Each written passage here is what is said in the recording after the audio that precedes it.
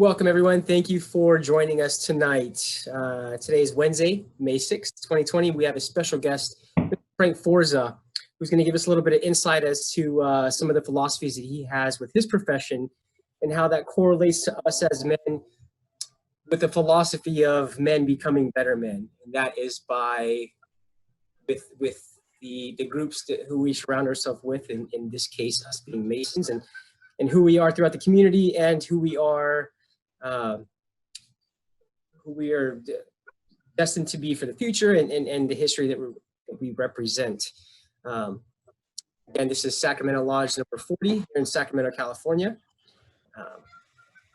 So again, Mr. Frank Forza, again, it is a pleasure to have you with us tonight. Thank you so much to Brother Paul Abayascara, who relentlessly went after you and was like, I want to get Mr. Forza on. I said, let's go, let's get it. Let's go after it. So thank you so much for coming through, and thank you for that work, Paul. Yeah, Paul, thank you so much for the intro, and Paul and Blake and everyone else for the invite. I'm really grateful. I'm excited to be here and basically talk about, I call it, I would say, Jiu Jitsu for life. And the word Jiu Jitsu is a Japanese word. Jitsu always means art of. So if you see food jitsu, it's the art of food. If you see mind jitsu, it's the art of mind. In the case of Jiu-Jitsu, Ju is a reference to gentle, and Jitsu is art. So it would be gentle art, which is sort of a paradox and a balance, right? There's a balance there. It's a gentle art. Of course, it has a lot of violence and force to it too. And the nature is to submit others. So we'll loosely call it Jiu-Jitsu for life. Before we get started, I want to really dive into basically the intentions of why we're gathering today. And from my end, from what I gather, this is about higher standards. It's about the pursuit of higher standards, better self. It's about learning from other ecosystems. A lot of what I'll probably say today, you've heard. A lot of what we do is reinforcement. So if you're a baseball player, you're a shortstop, how many of those grounders do you feel? How many backhand? I mean, if you're a tennis player, how many serves, right? If you're an athlete and you're doing push-ups, I mean, it's really mastering things via repetition through reinforcement by being present. So a lot of what I'm going to say, you've heard before. We're reinforcing it. Maybe I'm matching it. I'm marrying it with a different story or a different metaphor. I do think a few things today will be things that are probably maybe more just unique, my own verbiage, my own phraseology, my own insights. I do go against the grain on a few things. So what I have for you today, let me tell you a little bit about the map and the outline of where we're going to go here. So basically, I'm going to call it the Forza 15. And the Forza 15 are basically 15 principles that I've learned as a philosopher, as a journalist, as a Brazilian Jiu-Jitsu black belt, one of the first 3,000 Brazilian Jiu-Jitsu black belts in the world, as somebody who worked at the Ultimate Fighting Championship for 5 years and worked a couple of those years closely with UFC President Dana White. I was behind the scenes a lot at the UFC. So I want to take 15 big takeaways, 15 principles that I saw that were huge to the success of these athletes. And I'm hoping to plant some seeds of positivity for you guys listening, for anybody else out there who listens to this. And I'm hoping that, as Napoleon Hill talked about a lot, the author of Think and Grow Rich, interviewed the 500 richest people in the world at the time. Fantastic book, highly recommend. And basically, one of the key principles is every adversity is pregnant with the seeds of equal opportunity, right? So there's always advantage in adversity. And we're at a time right now, a very uncertain time for a lot of people. So I really hope that there's something in here that resonates with people that says, look, there's always adversity. There's always opportunity in adversity. And in this fighter ecosystem where I spent 35 years of my life as a wrestler, as a jiu-jitsu player, training with the best fighters in the world, training with Navy SEALs, training with Army Rangers, training with, Marines and tons of people from law enforcement and so many others. I'm giving you the best of what I've got. These are my 15. I want to tell you, before we get into those 15, I want to tell you a little bit about me. I've sprinkled in some, but I want to give you an idea of my arc and my prism. I'm not suggesting that anybody see everything the way that I do. You're perfectly fine to disagree. You take from this what you want, whatever 2, 3, 5 principles that resonate with you. As far as my arc, I was born in Baltimore City, Maryland. If you pay attention to Baltimore, Baltimore's in the news a lot for a couple of things. The Baltimore Ravens, pretty good football team, 2 Super Bowls, probably should have won last year, didn't get it done. They're in the news because the Orioles, which used to be a pretty fantastic baseball franchise in Major League Baseball, doesn't do very well now. And they're also in the news for a lot of violence and a lot of homicides and shootings, and The Wire, and David Simon doing a book called Homicide, which, so people have this very violent sense of Baltimore. And Baltimore, going way back to even the 1950s, was referred by some as the city of anger. So I grew up in this place. It's a steel town that has a long history of, in some pockets of that city, of violence, of angry people, tough, just people down on their luck, angry. And so I grew up in that, and I was, grew up in a predominantly Black neighborhood. 2 of my brothers are mixed. They're African-American. My cousin was African-American. Most of my friends were African-American. And so being there and being a really skinny kid, I was a target a lot of times. A lot of people were my friends, but you had to fight, and I did not want to fight. So I'm not sitting here, anything I say today, I'm not trying to present myself. I'm not the toughest. I'm not the roughest.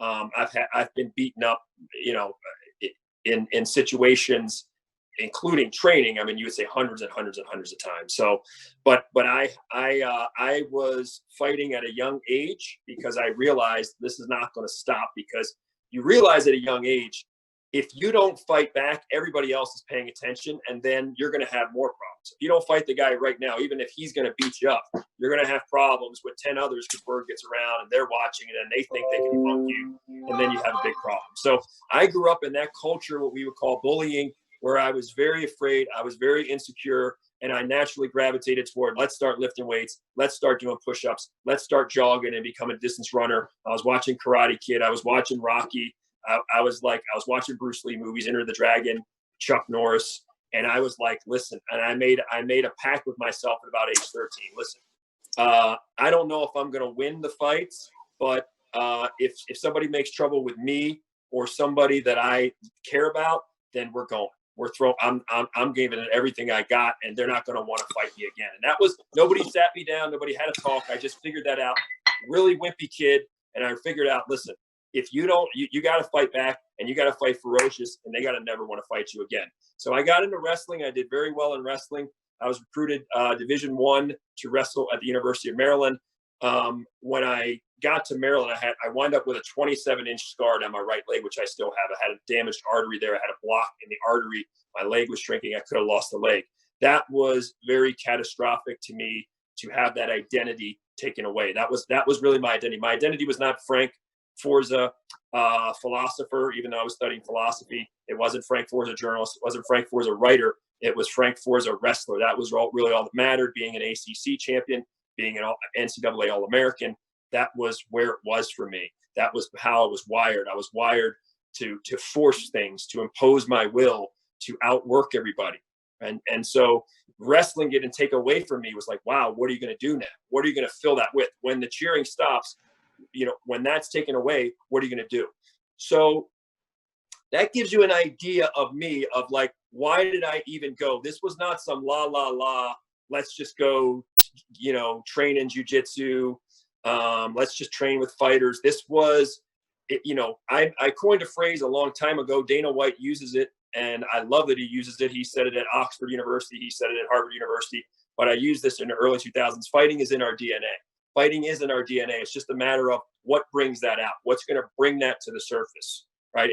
And a lot of people don't like that, because we all have good, bad, ugly. We all have, the lightest people go through dark things, and the way to enlightenment, the way to whatever, your best self, is usually through a lot of darkness, and hopefully you make it through that. And so that's really what we see in the fighters. That's really my story, and I'm happy to get to tell you my story here today. When I'm done here with the Forza 15, we'll go into, if any of you have questions. John asked a great question earlier.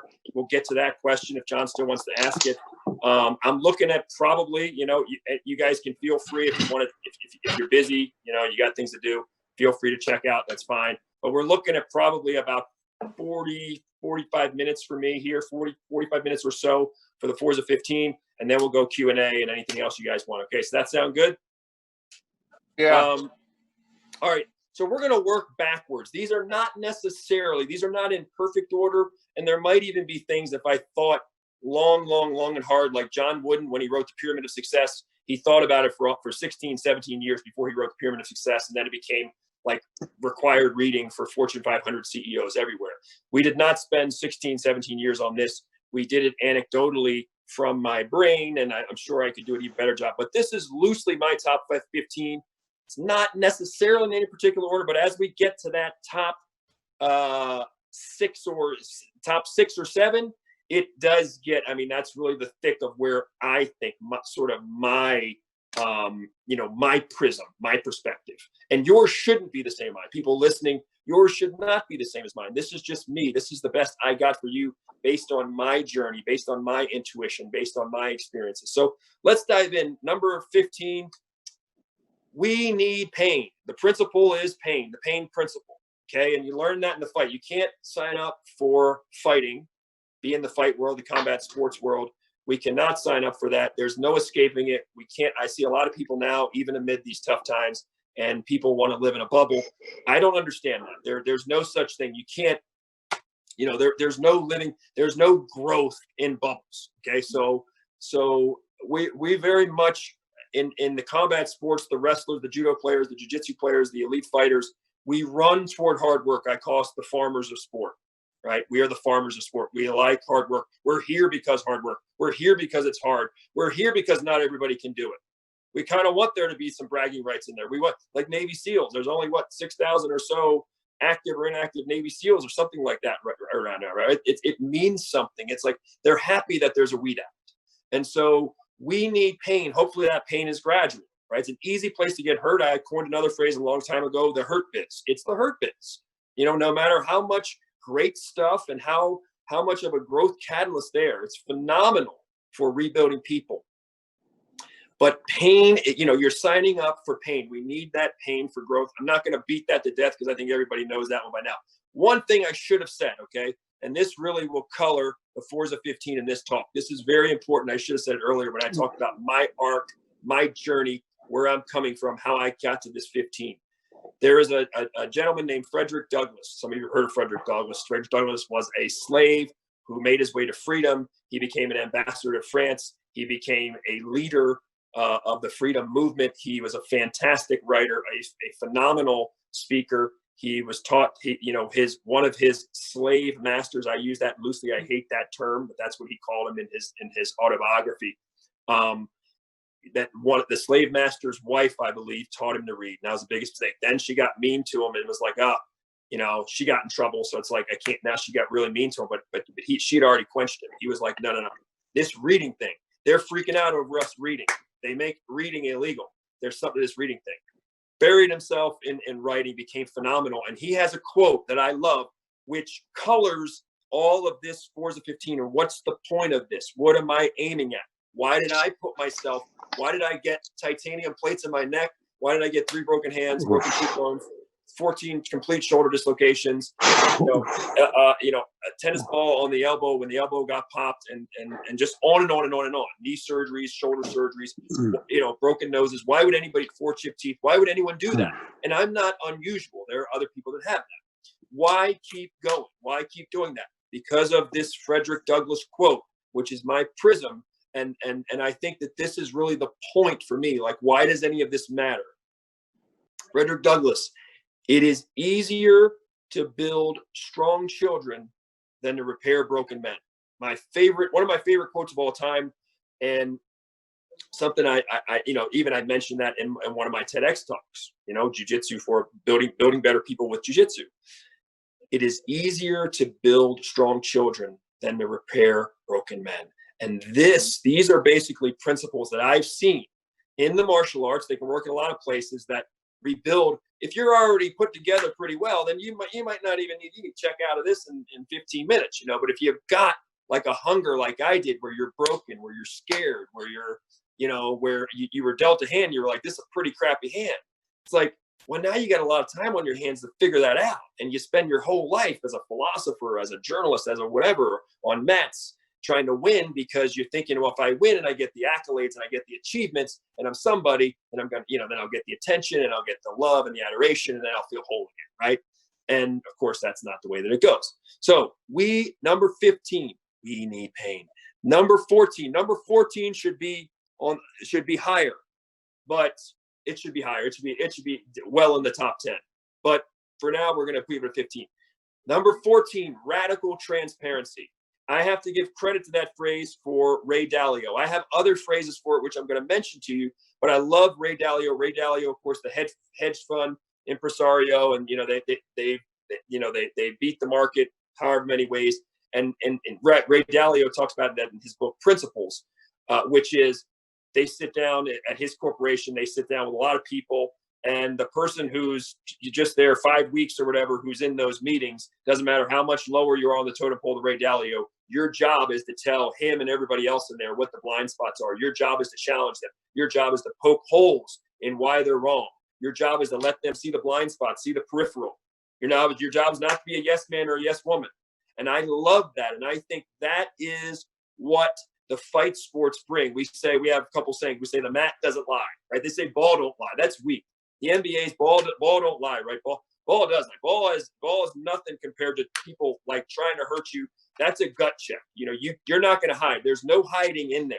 And I call it, my phraseology is fighting shines a crystal ball on your character.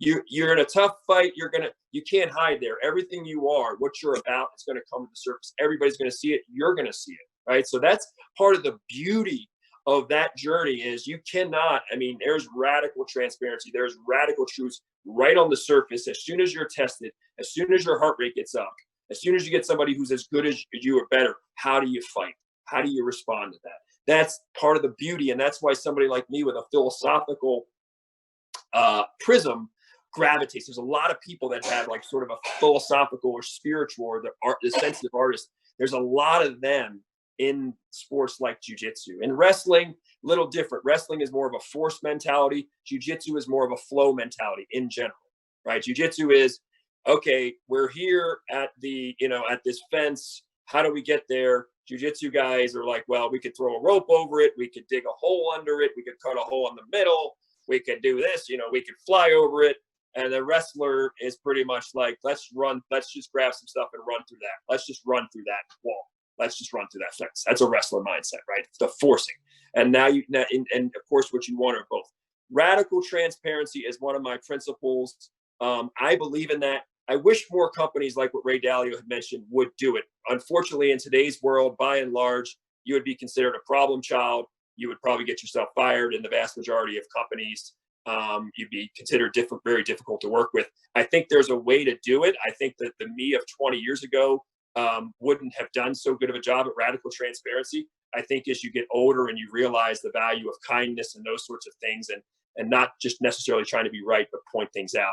So I think that is a principle that I admire and that I try to practice a lot. Radical transparency. By the way, I sort of think of fighting. Another phrase I have is the last true meritocracy. It's not who you know business. It's a true meritocracy, which I love, and I like ecosystems like that. So that's a principle here, radical transparency. Number 13 is not really a principle. It's kind of a statement, but it's very important to be mindful of, and that's that we are all teachers.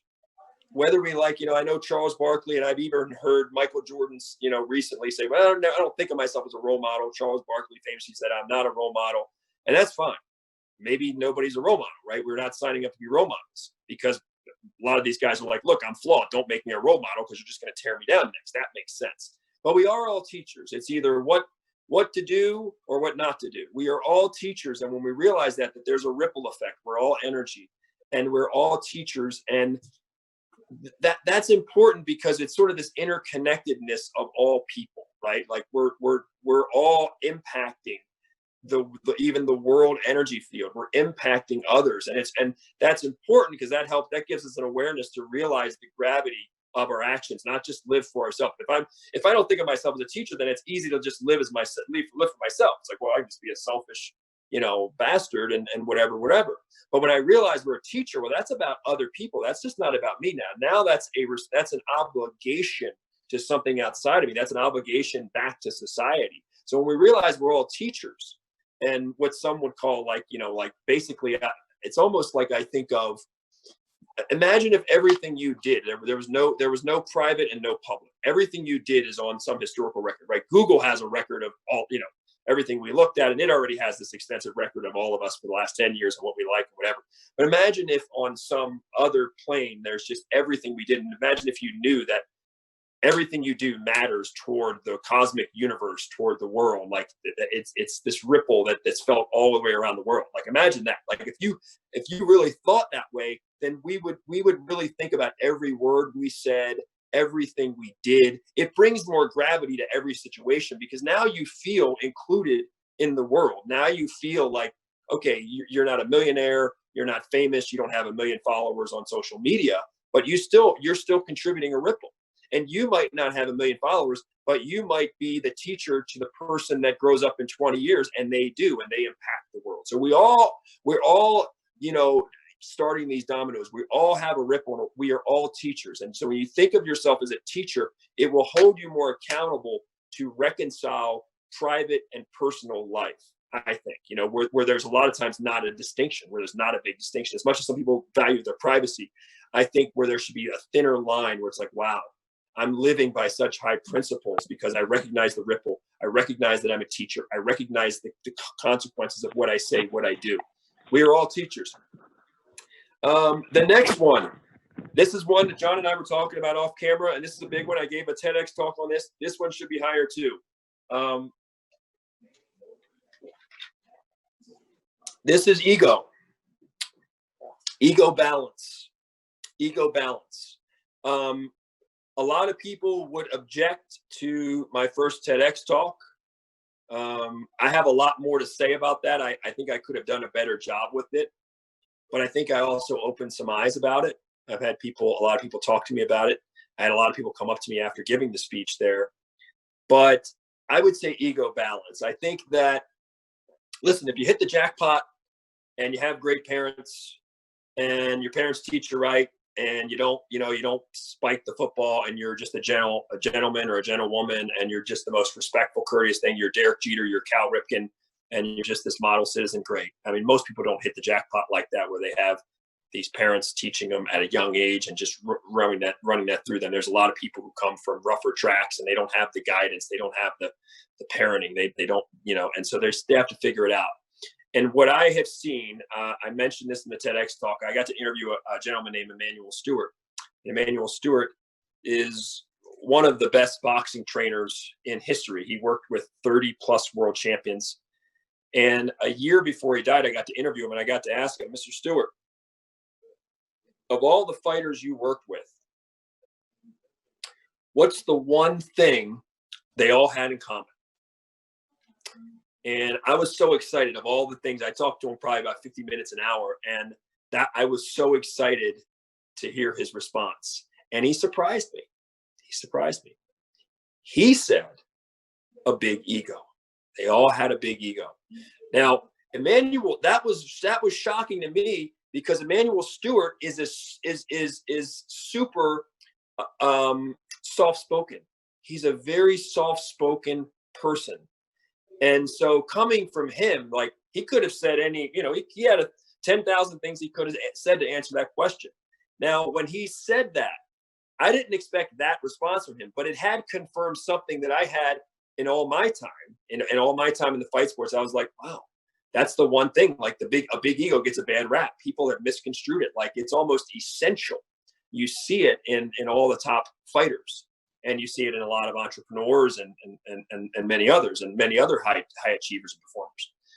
And so the going with that ego, you see a lot of athletes have sort of the negative fuel. We were talking about this even earlier, where a lot of the athletes, it hurts more to lose than it feels good to win, right? It's losing feels 1,000 times worse than winning feels good. Right. That I've seen that. I think that is by and large the norm of what I have seen. And so when we talk about ego, And I think of an ego as sort of like having, like, think of a home, a mansion with 1,000 rooms in it. That's the ego. The ego is not just this, well, be good, be nice, shake the other person's hand and whatever. It's like, no, it's 1,000 rooms. And for most people, again, there are exceptions, Derek Jeter, and there are exceptions who are just phenomenal sports people. You're never going to see him kick something, throw something. But even if you watch Tom Brady, who I love, I mean, you watch Tom Brady, if when they put a camera on, if things aren't going his way, I mean, he's throwing things, he's yelling, he's not a happy camper, and I get it. So the ego is something with balance. What I would say is, if we took, imagine this analogy, if we took we went into the forest and we saw a lion, right, and we're in the Serengeti and we see a lion, and then we see a gazelle. And the lion's got its eye on the gazelle. And we're sitting there and we're like, oh my God, this is going to be like, wow, okay. Like, part of us is like, most of us are like, dude, I don't want to see this. Like, this is like, I don't want to see this.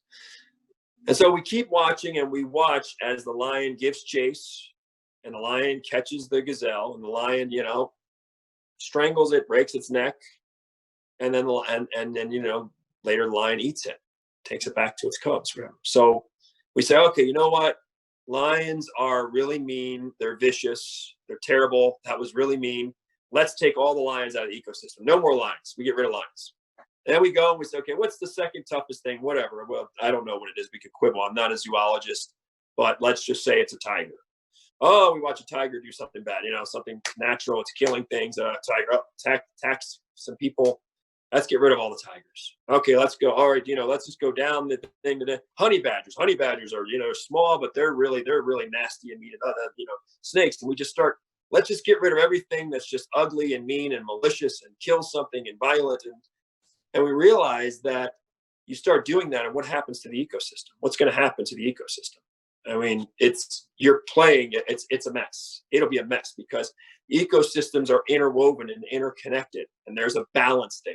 And I would suggest that for the vast majority of people, from what I've seen, look, I wish it was just kumbaya and happy-go-lucky, whatever. I wish I could sit here and tell you that I saw a lot of the highest achievers and high performers come from a really positive, happy, glowing, shiny space.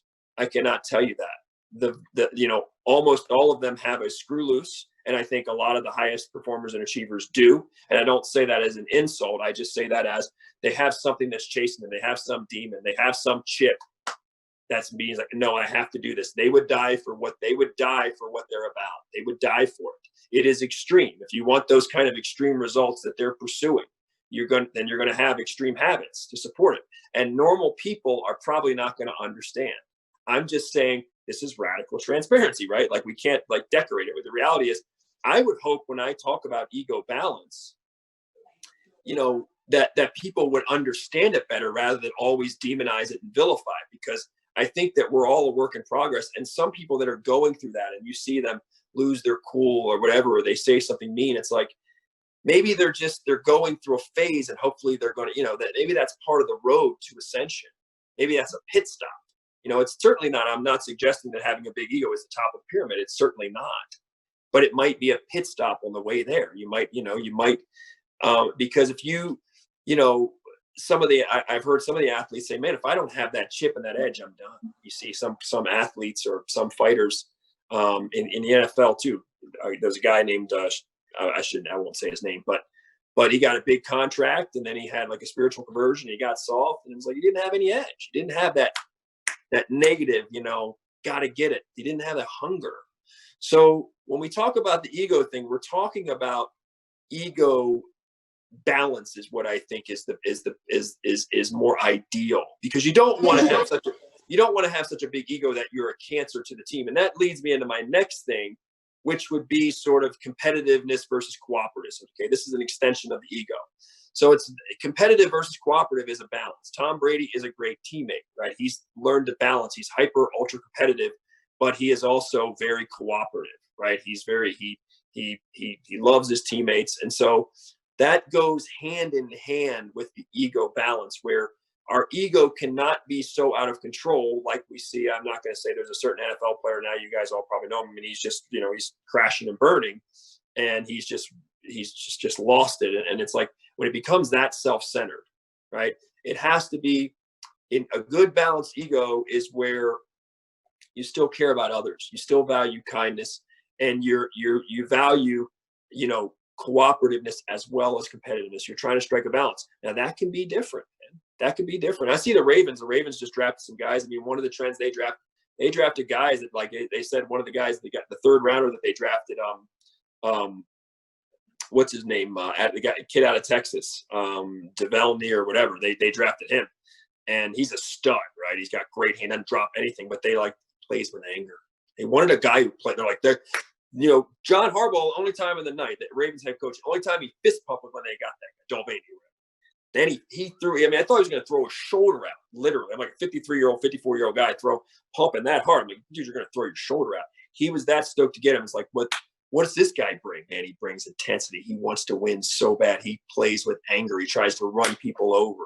He runs people over when he blocks them. I'm talking about that. I'm saying that a lot of times, if you're going to be your highest self, you've got to have that gear too. I'm not saying that it needs to, man, you need to have fangs and everybody needs to see it. I'm not saying be a jerk. I'm not saying be self-centered.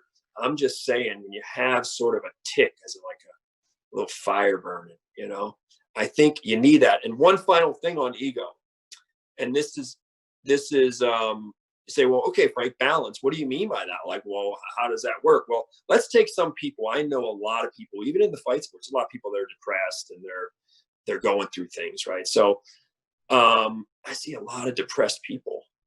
And sometimes what I'm thinking is, okay, you see a depressed person, like they usually have a really low opinion of themselves, okay?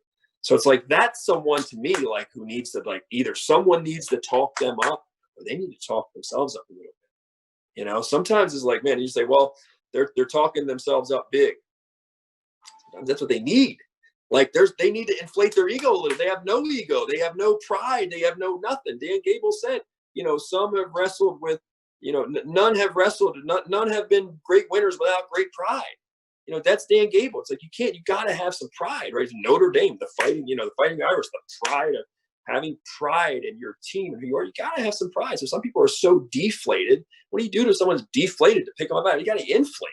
And then if you inflate too much, pull back. It's like, okay, I know I crossed the line there. So that's, when we start talking about ego balance, I don't agree with most people to say that you can't, I think it shouldn't be a crime. You shouldn't be demonized or castigated, or people shouldn't whisper and talk about you just because you necessarily have a big ego. You should be judged for a multitude of things. If you happen to have a big ego and you're a jerk and there's these 10 or 20 other things, or they're so egregious, then okay. Okay, you got a problem with it. But if you just happen to have a big ego, you could be a sweetheart of a person. Ali had a big ego. What was Ali's thing? The greatest, ESPN ranks the greatest athlete of all time. Number one, Ali. What was Ali's signature phrase? I'm the greatest. Yet not only did he say I'm the greatest, he said, no, I'm the double greatest. They said, correction, I'm the triple greatest. The greatest of all. It wasn't a coincidence that he thought like that, because when you have that competitiveness, you're willing to put the work in. You're willing to have, your standards are going to be really high. The thing with that is how do you think like that, but still respect other people, still be kind to others, still see the light, still see great qualities in others, still lift other people up instead of making other people feel small. That's where the balance comes in, so that when you walk in the room, people don't feel intimidated, don't feel second class, they don't feel less than. That's the balance. And Ali had a lot of that too. When he was down in the trench, he had you watch some of those old videos of him with kids, whatever. He's awesome with kids. He was playful. He was respectful. He cared. So that's what I'm talking about with ego balance and competitiveness versus cooperative balance. This next one, this is one of my favorites, man. Number 10. This is one of my favorites too. And this is an original. This is my language, my calculus. It's great that you're a voracious reader. It's great that you read, and you're educated. But I have a mathematical equation. Live it, greater than read it. Live it is greater than reading it. Living it is greater than reading it. I know people who say, oh, I read this, I saw this movie, yeah, I saw this on Wikipedia and whatever, and they know, and everything you say, nothing new under the sun. They heard everything, they read the books, but living it is the thing, right? Living it to where, it's like, well, someone read it, but I'm like, okay, there's a difference between knowing and applying. And then there's a big difference between knowing and applying when there's some pressure involved, right? Poise under pressure. It's a big difference. So living it versus reading it, that's the thing. And living it is say, well, what's your truth? You don't have to think the same way everyone else did just because whoever said, or it's popular to think whatever. No, what's your truth that I could sit here and be like, big egos are bad. There's people with big egos I don't like. There's a lot of people with big egos. I'm like, I don't like them. I don't get along with them. Right. But the reality is I cannot deny the truth of, well, a big ego gets a bad rap, because I've seen so many high performers and I've seen some really phenomenal, good people that had really big egos at certain things. A lot of times the ego is compartmentalized. They might not be that way about everything. So I can't deny that truth. So you living it, reading it, live your truth. You can read all you want. I'm a big fan of reading. I love reading. I do a lot of writing. But live it. And live it. You're going to be a way better teacher when you lived it. When you went through it, you're going to speak with more authority. They're going to listen more intently because they're going to hear in your words, kind of like Willie Nelson. Willie Nelson, really bad voice. How did he become a legend? Because he has his voice oozes credibility. There's so much credibility. Like, man, Willie Nelson lived every line of it, right? People can't get enough of it. Nasally, not a good voice, but he lived it. And that's the power of living it. And people will hear it in your voice. They'll see it in your posture. They'll see it in your pupils. Living it trumps reading it. And when it comes to living it, final thing, it's not what you say. It's not what you know. It's what you embody. It's what you express. It's what you exemplify.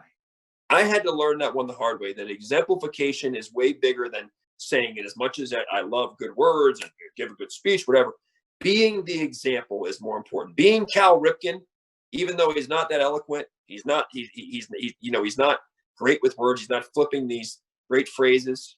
It's understated. So is Derek Jeter. But guess what? He's the example. He lives it. He embodies it. He expressed it. So living it trumps reading it. People need to understand. A lot of people running around, and I call it regurgitation nation. It's the echo chamber effect. They read it, they regurgitate it, and they're teaching things they didn't live. Big mistake. Teach what you lived.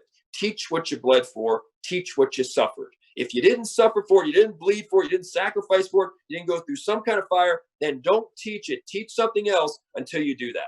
Live it. And that's something that a lot of the younger generation that I love and I get along with fantastically. They're so quick to regurgitate whatever they see it. They think they mastered it because they read it. And I read a book, how to hack this and how to learn this in 1 week. It's like, no. That's the value of living it. You'll teach it better and you'll understand it backward, forward when you go through the fire, especially if there's pain involved. Okay, even better. Your memory will be times 100 of it. Your encyclopedic recall will be times 100 if you suffered for it, and you bled for it, and you sacrificed for it. Number 9. Focusing on what matters, prioritization. Okay, this is a really important principle. This one's big for business. Took me a long time. This is common sense to a lot of people, but this is a big one because we have a lot of people in our world today that are ADHD. A lot of people are. There's a war for our attention. There's a war for our attention, right? There's an advertisement. I lived in Las Vegas for 17 years. There's an advertisement on there's billboards on every corner. There's signage everywhere. There's a million things coming at you on your cell device. There's this message coming in. There's a TV on. You walk in any store. There's the radios blaring, blasting. Everybody wants your attention now, right? The monkey mind, the ADHD, and we have so many choices now that we become paralyzed by that. And so, focus on what matters in this time, especially with COVID-19, right? COVID-19, essential, right? Hashtag essential. Hashtag essential. What's essential? Focus on what matters. And when you do that, Jim Rohn used to say, the great Jim Rohn, don't major in minor things. Don't major in minor things. You do. It's like prioritize. This is a big one, because when you get this one right, because again, there's not enough time in every day. We have to prioritize, focus on what matters. I say this to a lot of my friends. I was talking to my friend because he's on social media and he's putting all these messages out about every political thing he sees, right? It's like, he's got an opinion, just like a lot of people on Facebook. It's like every political thing that moves, he's got an opinion. He fires off his opinion, right? Blah, blah, blah, blah. And I'm like, man, like, okay, how much time is that taking? Like, okay, what are you about? Where are you headed as a person? What are you trying to do with your brand, with your business? What are you trying to do? Does that take you closer? Is that helping you get there?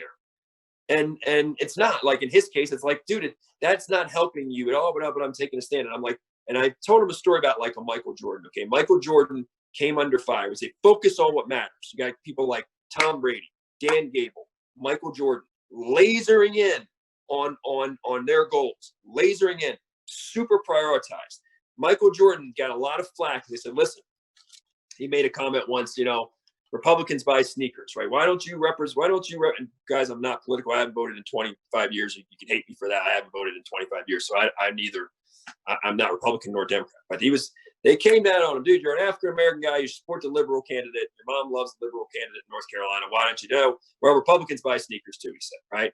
And then he got flagged. Well, how come you don't do more for social causes, right? You have an obligation. You have a responsibility. And he said, honestly, listen, I know it's selfish of me, but I was just so focused on winning. I was so focused on my art, my craft, my love for the game, that's all I was about. Now, do you think he has opinions about every political thing? I'm sure he has a lot of opinions, but it was like, look, if we can't master all things. We have to budget our time. We have to budget our attention. We have to prioritize. And so learn to focus on what matters. Don't major in minor things, as the great Jim Rohn said. Number 8, you are the sum total of your habits and your standards. So choose wisely.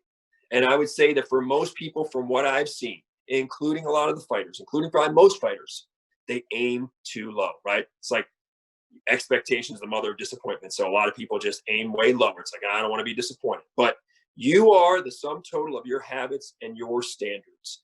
And that's a big one. So I have a phrase like a Forza-ism, I call them, like make excellence your ethos. Am I excellent a lot? No, of course not. I've done tens of thousands of push-ups, and my push-up's not excellent. Even though my push-up's probably in the top 1%, my push-up's not excellent. But I say make excellence your ethos. That's an important thing. You are what are you aiming at? You are your habits. You are the sum total of your habits and your standards. So that's number 8. I think that's fairly self-explanatory. Number 7, this is a big one. This is a big one in the fight sports. We see this one. Let me grab some water here. We see this one a lot. Okay. Cardinal sin. I call it the cardinal sin. Cardinal sin of fighting, cardinal sin of sports, probably the cardinal sin of life. The commandment would be, thou shalt not beat thyself. Don't beat yourself. I know that people say, oh, the brain conjures up whatever. I'm being serious here. Don't beat yourself.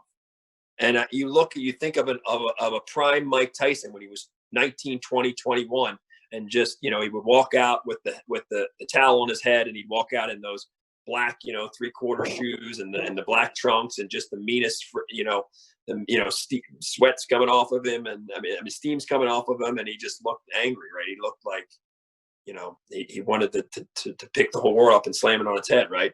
And how many dudes were beat before Mike Tyson, before they even got in the ring?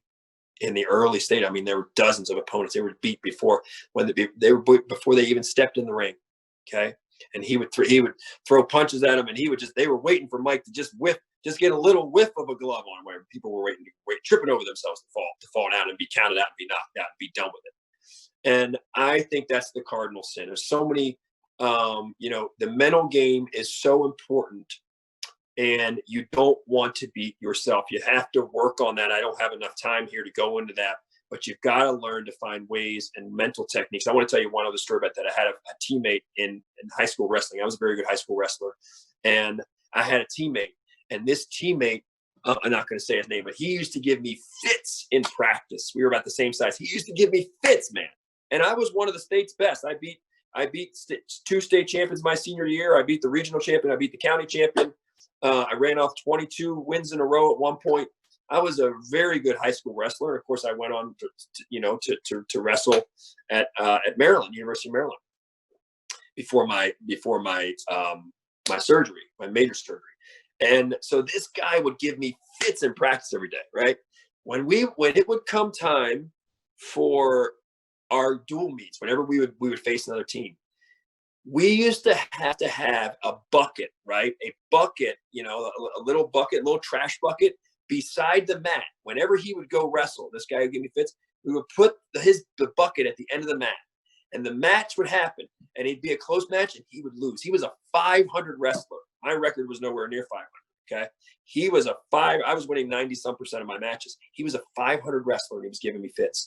And he was losing these matches. He would snatch victory from the jaws of defeat, or whatever that phrase goes, okay? He's got it won, and he'd find ways to blow it. And then, to make it worse, this was a tip-off. This was a sign of what was going on. After his matches, after so many of his matches, he'd come off the mat, and he would throw up. He would have to throw up. He would lose. He would blow these matches, 500 wrestler, and he would have to throw up. Why would he throw up? Because he was so nervous. And why was he underperforming? Because he was so nervous, because he didn't believe in himself, because he was beating himself a lot of times. And I'm thinking, and I used to say, no, I'm not going to say, I'll just say S, like, S, dude, you're giving me, I would try to talk about, you're giving me fits, brother. You're giving me fits in practice. You are way better than that. What's going on? But it was just the mind game. He was losing that mind game. You got to find a place. You got to find techniques to where you do not commit the cardinal sin of human performance, which is self-sabotage, beating yourself. Let's go to the next one, number 6. One of my favorites too. I love this one. I don't know if this is on anybody else's list, but mine, addition by subtraction. Addition by subtraction. You want to get good quick. You want to improve quick. The quickest way is not to add skills. It's to subtract mistakes. That's the best one. Quickest way is it's not adding skills. I'm all for adding skills, whatever. And that's progressive. And that can take a long time, right? I'm a right-handed fighter. I fight southpaw. I throw my left hand a lot. It took me forever to even, I can switch stances. I can fight southpaw. I can go conventional. It took me forever. But the thing you can do earlier, if you want quicker results, is you start, cut back on your mistakes. This is best illustrated in the NFL. Those of you that are NFL fans, this is a great illustration where you watch the NFL, and I would say 98 times out of 100, right? You show me a team that through the course of a season turns the ball over more than the opposition, they're going to have a losing record. If you're in your whole season, your season's done, and you've turned the ball over more than them, you are there. The odds are you're going to have a losing record. If you're having a bunch of turnovers, if you're having more penalties, right, more holding, more pass interference, and you are having more than the opposing, bro, you are going to be a losing team. And it's the same thing in life. A lot of people are like, how do I do this? I want to do this, and they want to do all these flamboyant things and all these fantastic things. And it's like, we see this in the fight game. It's like, dude, your fundamentals are terrible. Like you've got to be here day in and day out. Now the fundamentals aren't fun. Right, a lot of people are bored with that. We're going to get to that on our top 5 here. We're going to address that. But addition by subtraction, I would say one other thing. And I'm in the minority here, but when I see young fighters, especially in mixed martial arts, I would say that the first place we should build them, almost like Mr. Miyagi built, Danielson in Karate Kid. It's like he's got him doing wax on, wax up, and we laugh about that. But it's like that's really closer to me when you take young fighters, because what's the one thing nobody likes? Nobody likes getting punched in the face. There's nobody. Every once in a while you'll watch a fighter say, come on. Yeah, a guy can get crazy. But by and large, nobody likes getting punched in the face. Even the toughest dudes and dudettes in the world do not like getting punched in the face. So we know that people have an aversion. We know that a lot of people, are scared. How do we make them not afraid? The first thing we would do is we would say, listen, instead of teaching you offense, I'm going to teach you how not to get hit, like Floyd Mayweather. Right? Floyd Mayweather, if you're hard to hit, your confidence is going to be way higher, because now you don't have to worry about the biggest problem people have, which is they don't like to be hit. Right? Once you start hitting people, their confidence goes. That's a problem. Well, what if you're really hard to hit, like a Pernell Whitaker or a Floyd Mayweather, or even a prime Muhammad Ali? Hard to hit. So you teach them defense first. That, to me, that's addition by subtraction. Saying, look, let's start with your fundamentals. We're going to teach you the non-glamour stuff. We're going to make it so that they don't hit you that much. That's subtraction to me. Addition would be the offense, right? The offense, like, all these beautiful combinations. Well, what good is it? You have great combinations, and the other person hits hard, and they start hitting you hard. It's like your combinations might start not to matter as much. You get against someone like a George Foreman or somebody who's thunder-fisted. It doesn't matter as much. But when you're good at the defense, and you can see the punches coming, and you can slip, and you have good foot movement, you have good head movement, that does wonders for your confidence. It frees you up to perform better. in any event, addition by subtraction, taking a look and saying, look, what are the mistakes I'm making to beat myself? What are the penalties? What are, what are the turnovers? And that's one of the quickest ways, looking at your life, looking at your business, looking at your performances and saying, I'm going to focus on eliminating or reducing these 2 or 3 things. And then when you do that, go to something else, focus on those 2 or 3 things, addition by subtraction. Next one is constant adaptation and improvisation. Kyle Dake was a 4-time national champion at Cornell University. And he said, what's the key to your wrestling, Kyle? Won it in 4 different weight classes. Phenomenal. Very cerebral. And he said, that the key is I'm great at adapting. I'm great at adapting mid-match. Be great at adapting. And there was a Floyd Mayweather, by the way, who I just mentioned, phenomenal. Floyd Mayweather would fight. I mean, the casual fan does not appreciate him because he's so technical, and it's lost on 90% of the fans because, he doesn't stand in front of guys. He doesn't usually have toe-to-toe slugfest, so he's not as exciting as some others. He doesn't take the chances or the risk. He's such a phenomenal defensive fighter. But Floyd Mayweather, one of the things that's masterful, if you follow boxing as long as I have since I was 8 years old, I've seen him fight an opponent one way in round 1, a whole nother way in round 2, completely different way in round 3, completely different way in round 4, completely different way in round 5, and then in round 6, sprinkle all the previous rounds together and that's mastery, right? So he's in the moment, when we realize that all life, even what we're dealing with in COVID-19 and what businesses are going to be dealing with this, everything is adaptation. There's always opportunity to adaptation, but we have to accept that we have to constantly adapt. Heraclitus, the great philosopher, ancient philosopher, used to say, you can't step in the same river twice. You can't step in the same river twice. It'll always be a different river. The conditions will change. The sediment will change. You will change. That river will change. The river flow will change. And so you cannot step. It's always going to change. We're seeing that now with adaptation. You have to always adapt. In the fight sports and in business. In the fight sports, you fight the same way all the time. A lot of times people figure you out. I mean, people just figure you out, right? You see it on the NFL where they catch up to you. They just catch up with what you're doing.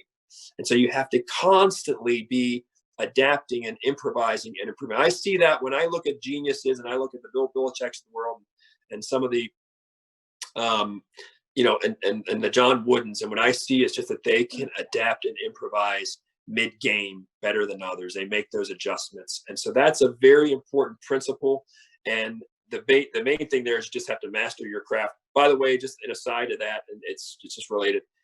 What I've seen in the fight sports, and I think that this would be true, if you want to be at the highest level of anything, you need at least 1 genius in the room. You don't need 10 geniuses. Everybody thinks go into the room with the toughest guys. It's actually not true. I've seen a lot of great fighters, Conor McGregor, Floyd Mayweather, and others who didn't train with the best, but they had other genius. They had at least 1 genius in the room, sometimes 2 or 3. But sometimes if you get, the theory goes, if you have 10 geniuses in the room or 50, that's better. In the fight sports I've seen, that's actually not true. That's not necessarily true. You just need at least 1 genius in the room. 2 will be fine. 3 will be fine if they all get along. Sometimes you have too many geniuses in the room. It messes up the chemistry from what I've seen. That's not to say it doesn't work, but you need at least 1 genius in the room. Anyway, constant adaptation. Now we're getting to the good stuff. These are the really good ones, okay? Kaizen, that Japanese theory of breaking things up into little things. I love that one. I've seen that one in the fight game where it is the little things that matter, right? It's the little things are the big things in disguise. The little things are the most numerous things. The little things, you add them up, probably 90-some% of our life. And yet people always waiting for big things, destinationitis. And so the little things, we have a move in Jiu Jitsu called a hip escape. A hip escape is really the essence of Jiu Jitsu. It's not a glamorous move by any means. You're literally emulating a shrimp. If you've ever seen a shrimp, how a shrimp moves, we're emulating the shrimp, we're moving, and we're on our side. And it's annoying. You move really slow pretty much, and it's just annoying. We do them every day in practice. And it's like people just go through the motions, it's like, okay, I'm doing the workout. We do push-ups, they go through the motions. It's like the masters pay attention. It's like there's no such thing as just, we're made to do shrimps. They're paying attention. Where's my toe? How far is did I get my butt? Did I get on my side enough, right? They're aware of all these little details. They're paying attention at all times to the little details. And that's where champions are made, where people have curiosity of the little details. Just because you're doing that push up for the 10,000th time, I'm still thinking of, okay, how can I vary the rhythm? What if what muscle am I working if my arms are at 3/4? You know, can I lift my torso a little bit? What if I get on my toes a little and I put more weight up here on my shoulders, and vice versa? What if I lift one leg? What if I stretch my leg this way? What if I bring my knee out here? Somebody who's paying attention to the little details, those little details matter. You guys know that. That's a big part of preparation. This is the number 3, the power of the present. The power of the present. This is a big one, because when you look at a lot of people now and the uncertainty and all the great unknowns, especially around this virus situation, people losing, jobs and businesses, and the present is connected to our breath. It is connected to our breath, your breathing, right? If you control your breathing, you do, even as a fighter, you control your breathing, you control way better job controlling your heart rate, you control your mind clarity, you see things better, you see what's in front of you better, you're more likely to have some peripheral vision. Somebody like a Magic Johnson has 360 vision. But the power of being present, and what that means is, it means, I guess, the cornerbacks in the NFL, the corner, not the quarterbacks, the cornerback, the defensive backs, will call it like having amnesia, right? You just got beat on an 80-yard touchdown, and now you got to line up again on this other person. You got to believe, like, new set of downs, new opportunity, you're shutting them down. So it's like the present is, I wake up, every day is a whiteboard. Every day I wake up is a whiteboard. Doesn't matter what was yesterday. My focus is on, this is the most important thing in the world to me right now.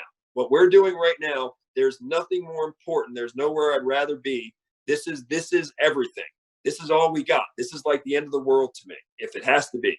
Like, so I'm all in on this. So the present is the power of being present, versus destinationitis, versus the monkey mindedness. That is a huge thing, is dialing in on milking this moment for everything that we got.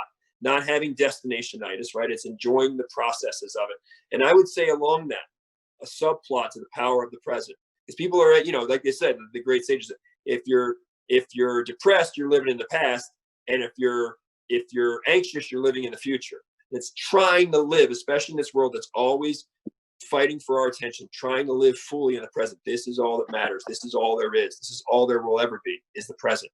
And along those same lines, I have an equation: intentions greater than outcomes. And that's a weird one for us in America, because in America, we're taught second place is the first loser. Nobody holds parades for people that finish second place, the Super Bowl or the NBA. But you set yourself up for a lot of hurt if it's just always about outcomes, because most of us aren't going to be on the Mount Rushmore of something, and our lives still have tremendous value and tremendous utility, and we can still create tremendous ripples in the world. But it really comes down to focusing on the present and the intentions of the present, having pure intentions in the present. That's the biggest thing that I've seen.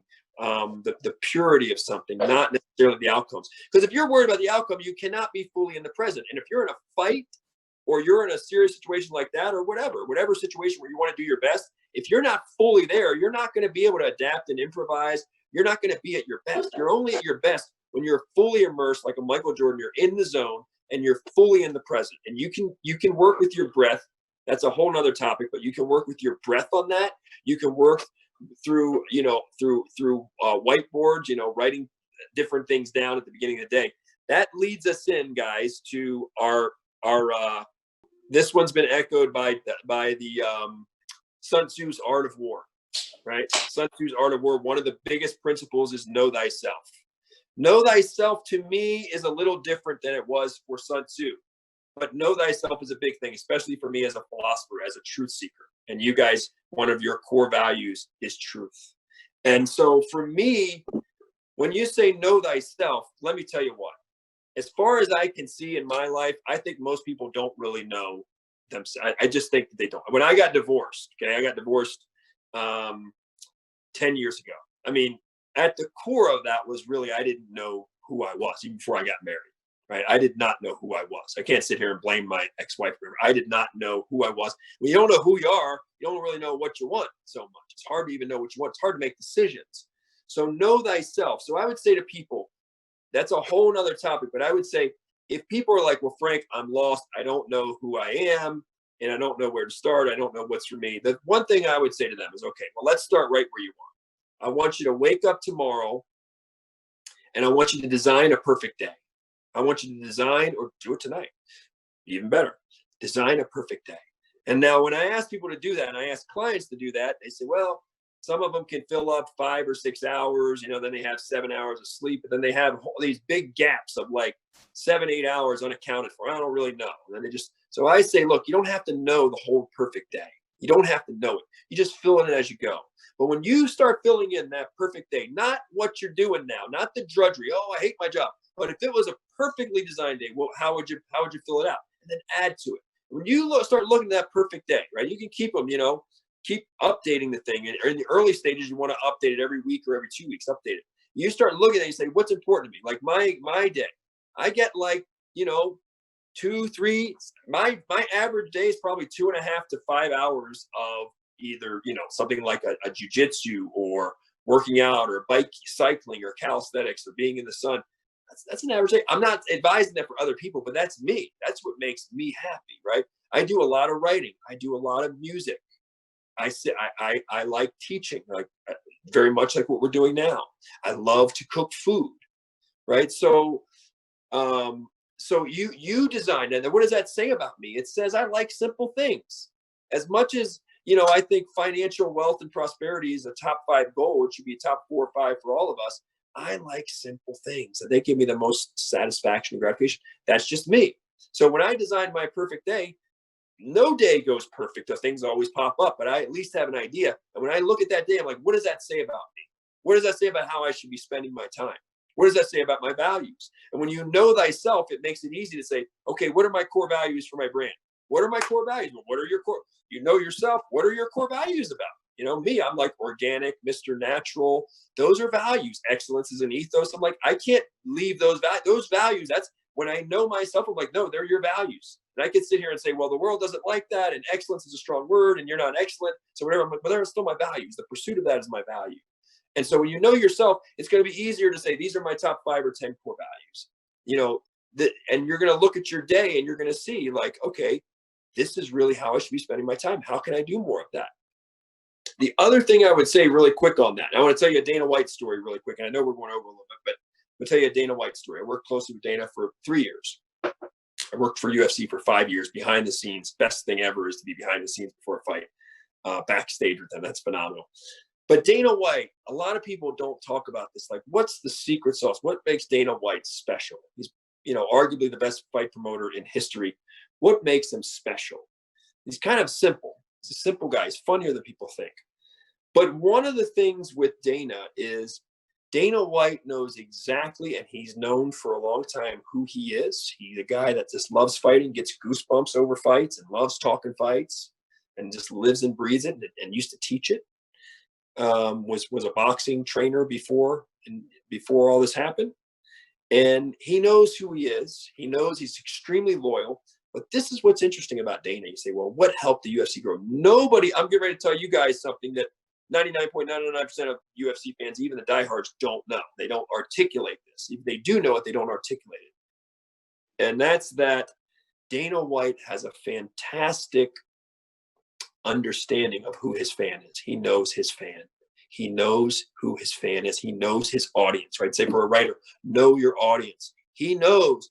Now, how does he know his audience? Because he knows himself. He has a great understanding of who he is. And guess what? He is the typical fan. He's like, I know the fan because I'm the fan. So what does that mean? He knows what the fan wants to see. He knows. How does he know? Because he is the true fan himself, and he knows what he wants to see. He's like, well, let me think of all these times when I was the fan. I was sitting at home and I felt bummed, and I felt like boxing made me waste $50 and the fight was boring, and I felt like I got taken advantage of. He knows how the fight fan thinks because he went through it himself, because he is the fight fan, right? So know yourself like Dana White knows himself, and like he knows his fan, like he knows his audience. He knows what to give them, and he'll hold people's feet to the fire to get that. Sometimes it's not pretty, but he's thinking, no, I know what they want to see. And so know thyself. One other point on know thyself. and I mentioned this in one of the TEDTalks, and it's huge. It is huge. When you know yourself, and if you're serious about, hey, I want to squeeze the most out of me in this lifetime. I want to contribute to society. I want to give back. I want to serve others. I want to be all I can be. I want to teach other people to be all they can be. When you're serious about that, you're going to have a lot of wind in your face. You're going to have a lot of defeats. You're going to have a lot of setbacks. You're probably going to look stupid a lot along the way. You're going to have people tell you, man, that's stupid. Why are you doing that? Why are you wasting your time? If you know that that's really in you, you keep doing it. And the thing that's going to carry you is your why. Now, everybody talks about their why. I think I articulate mine in a different way, but I call it one great why.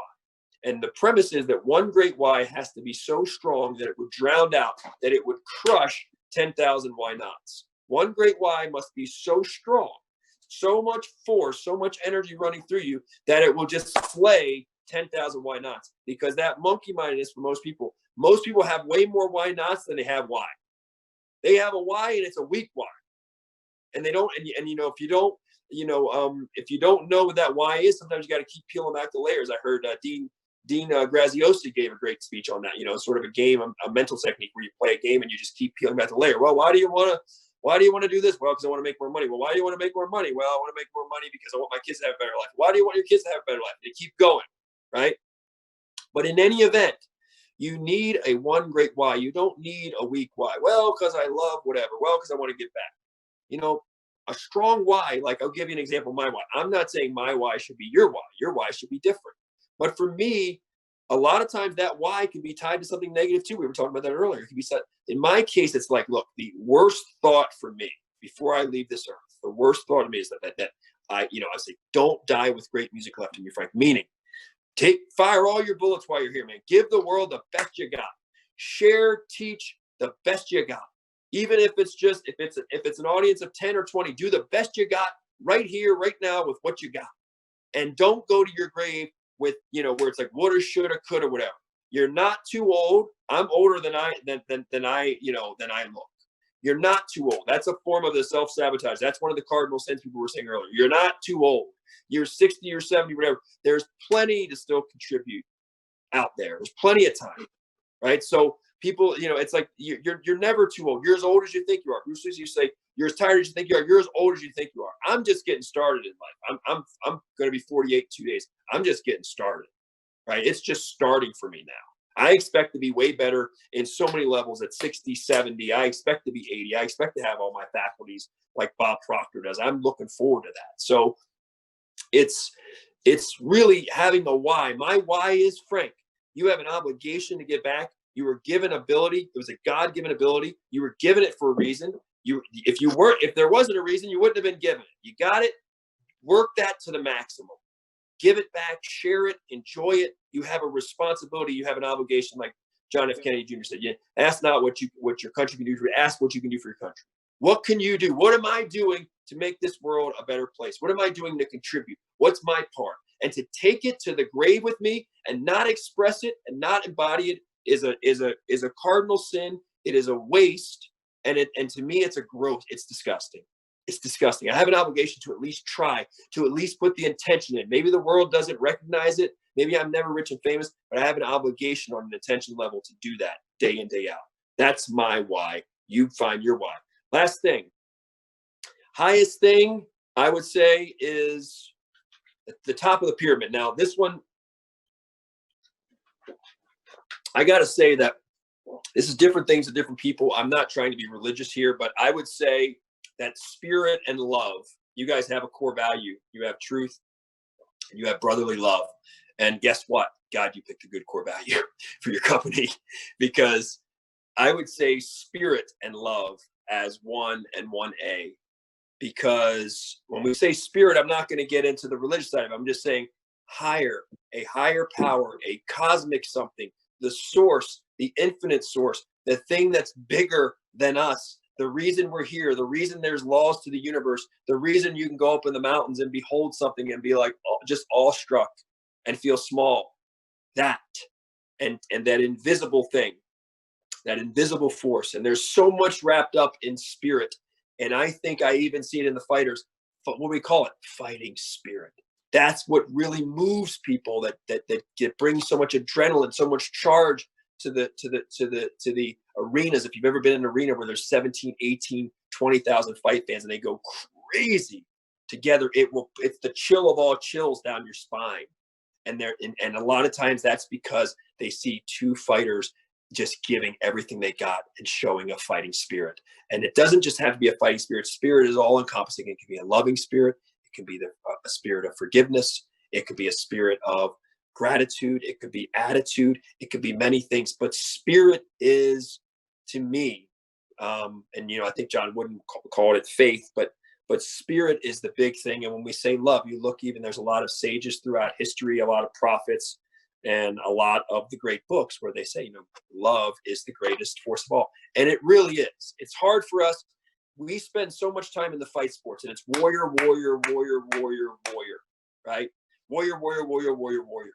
And eventually, a lot of times, my good friend Robert Drysdale, who gave me my black belt, we were just talking about this, it's like, eventually you want to balance that. You want to balance that with the warrior poet. Like the warrior poet ideal to me is the highest ideal, not the warrior.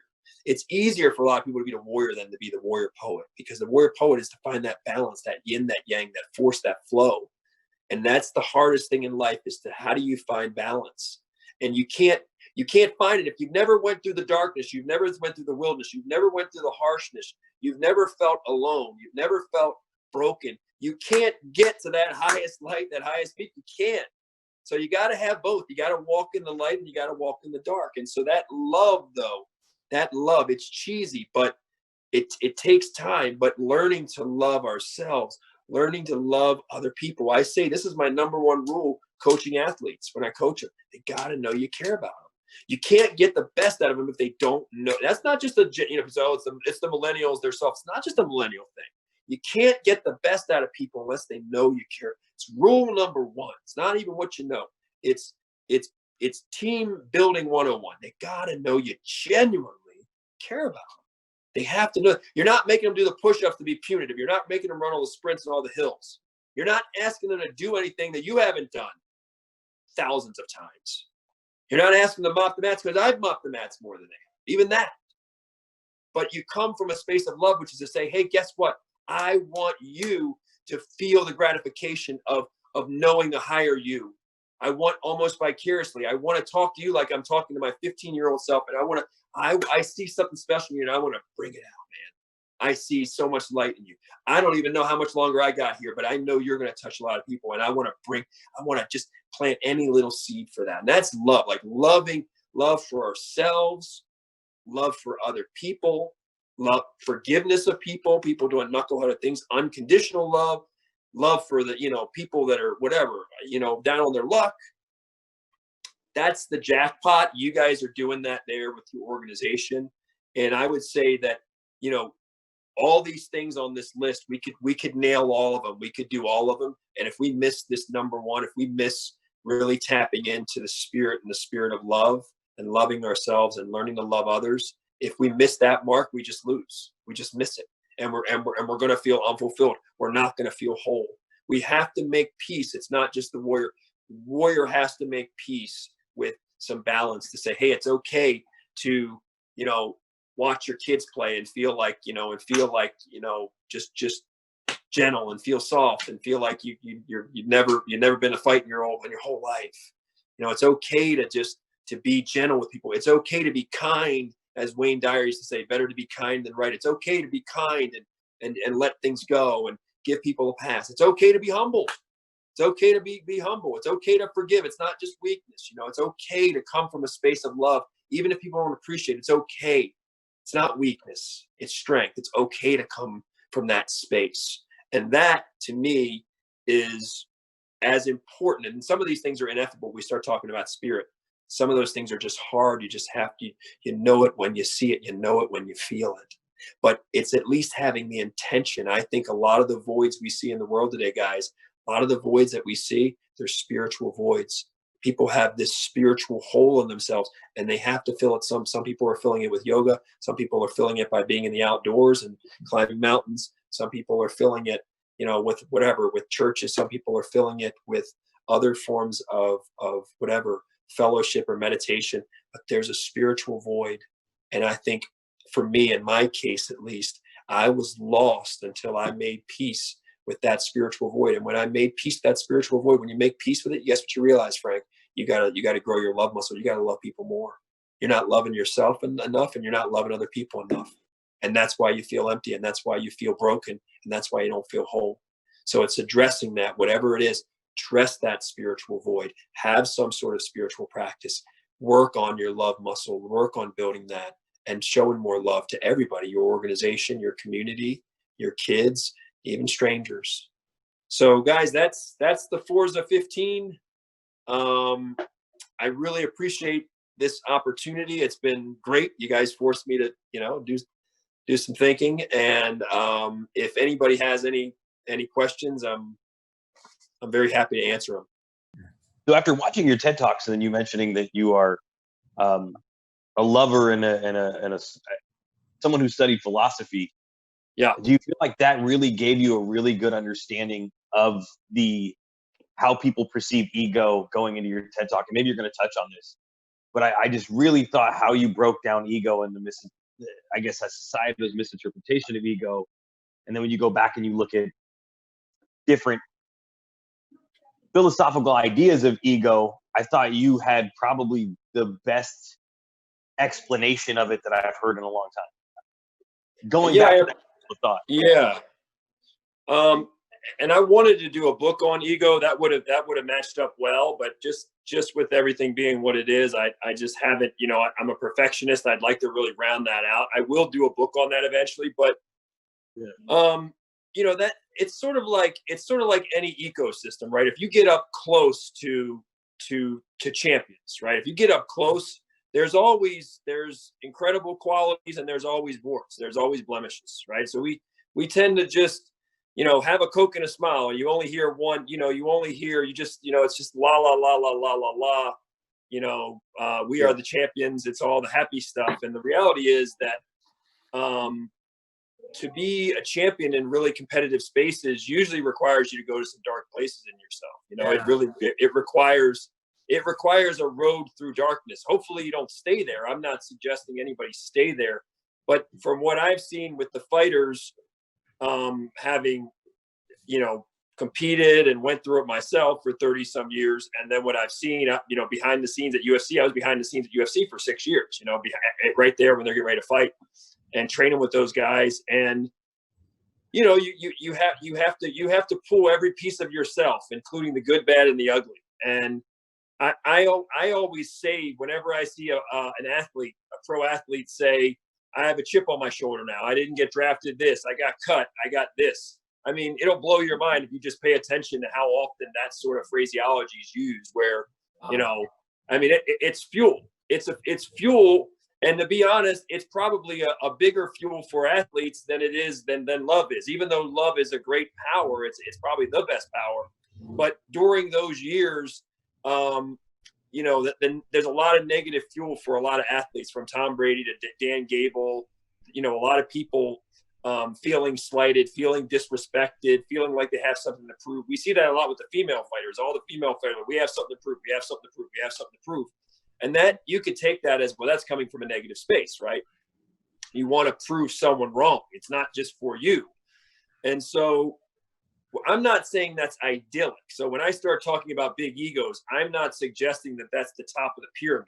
And I probably should have did a better job and say that is not the top of the pyramid.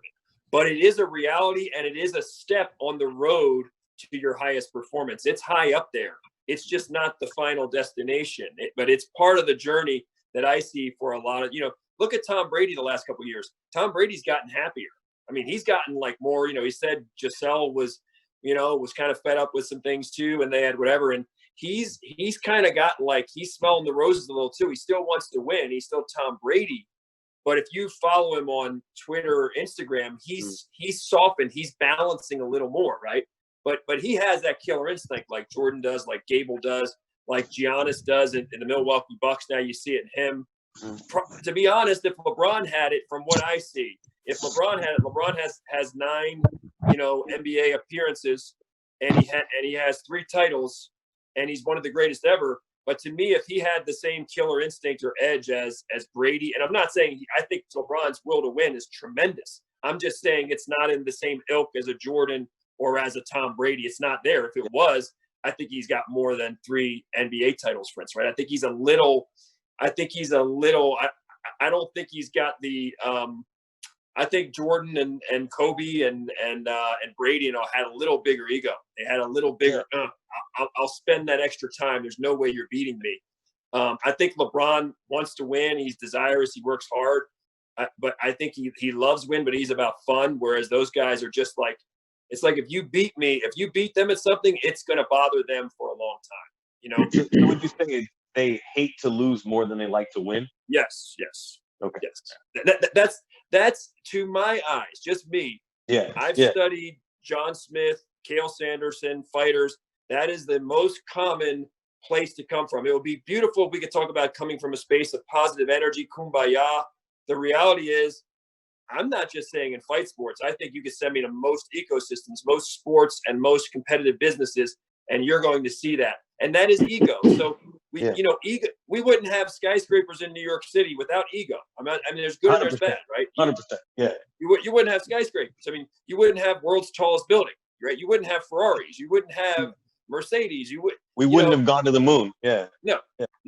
You know, we before Russia, and like we need to get there before Russia, right? So it's like people are scared to say that, but I'm not suggesting that it's the top of the pyramid and it's like stay there and say you're better than everybody and make people feel small. But it plays a significant role. Yeah. Yeah. It's a fuel, and if you like, I'll give you one example. You remember a guy named Sean Gilbert? Sean Gilbert played for the Washington Redskins. I lived in that area. I lived in that Beltway area. So Sean Gilbert was a defensive end. He was an annual All-Pro, and he was phenomenal. They gave Sean Gilbert a big contract. I don't know how much it was back then. They gave him like one of the biggest contracts for a defensive player. Once they gave Sean Gilbert that contract, now he also had a spiritual conversion or whatever. In any event, he was still young. He got that contract. He had a spiritual conversion. He got soft. He lost his edge. And Sean Gilbert was not the Sean Gilbert anymore. He was like, what happened to Sean Gilbert? Yeah. And the same with Buster Douglas. Yeah. Look at Buster Douglas. Buster Douglas was a one-hit wonder. He beat Mike Tyson right for that one night. Yeah. And then he couldn't keep that fire. He couldn't keep that hunger. He couldn't keep it. He couldn't keep that edge. Yeah. I know that's when you see the separation between good players and great players is they play great even when they're losing versus, good players play good every once in a while. There's not that edge of consistency of always wanting to win every single time. Yeah, Frank, I started with the cyclist Lance Armstrong and wanted to know if you thought that why he won 7 Tour de France with the benefit of the doping that he did, if that was totally one of the ego things. And then I'd like to share with you that I've been 7 years in judo, that's awesome. Gentle way, not so much into that's the father of jiu-jitsu. but into just a gentleness. And so maybe you can ask the brothers about my temperament.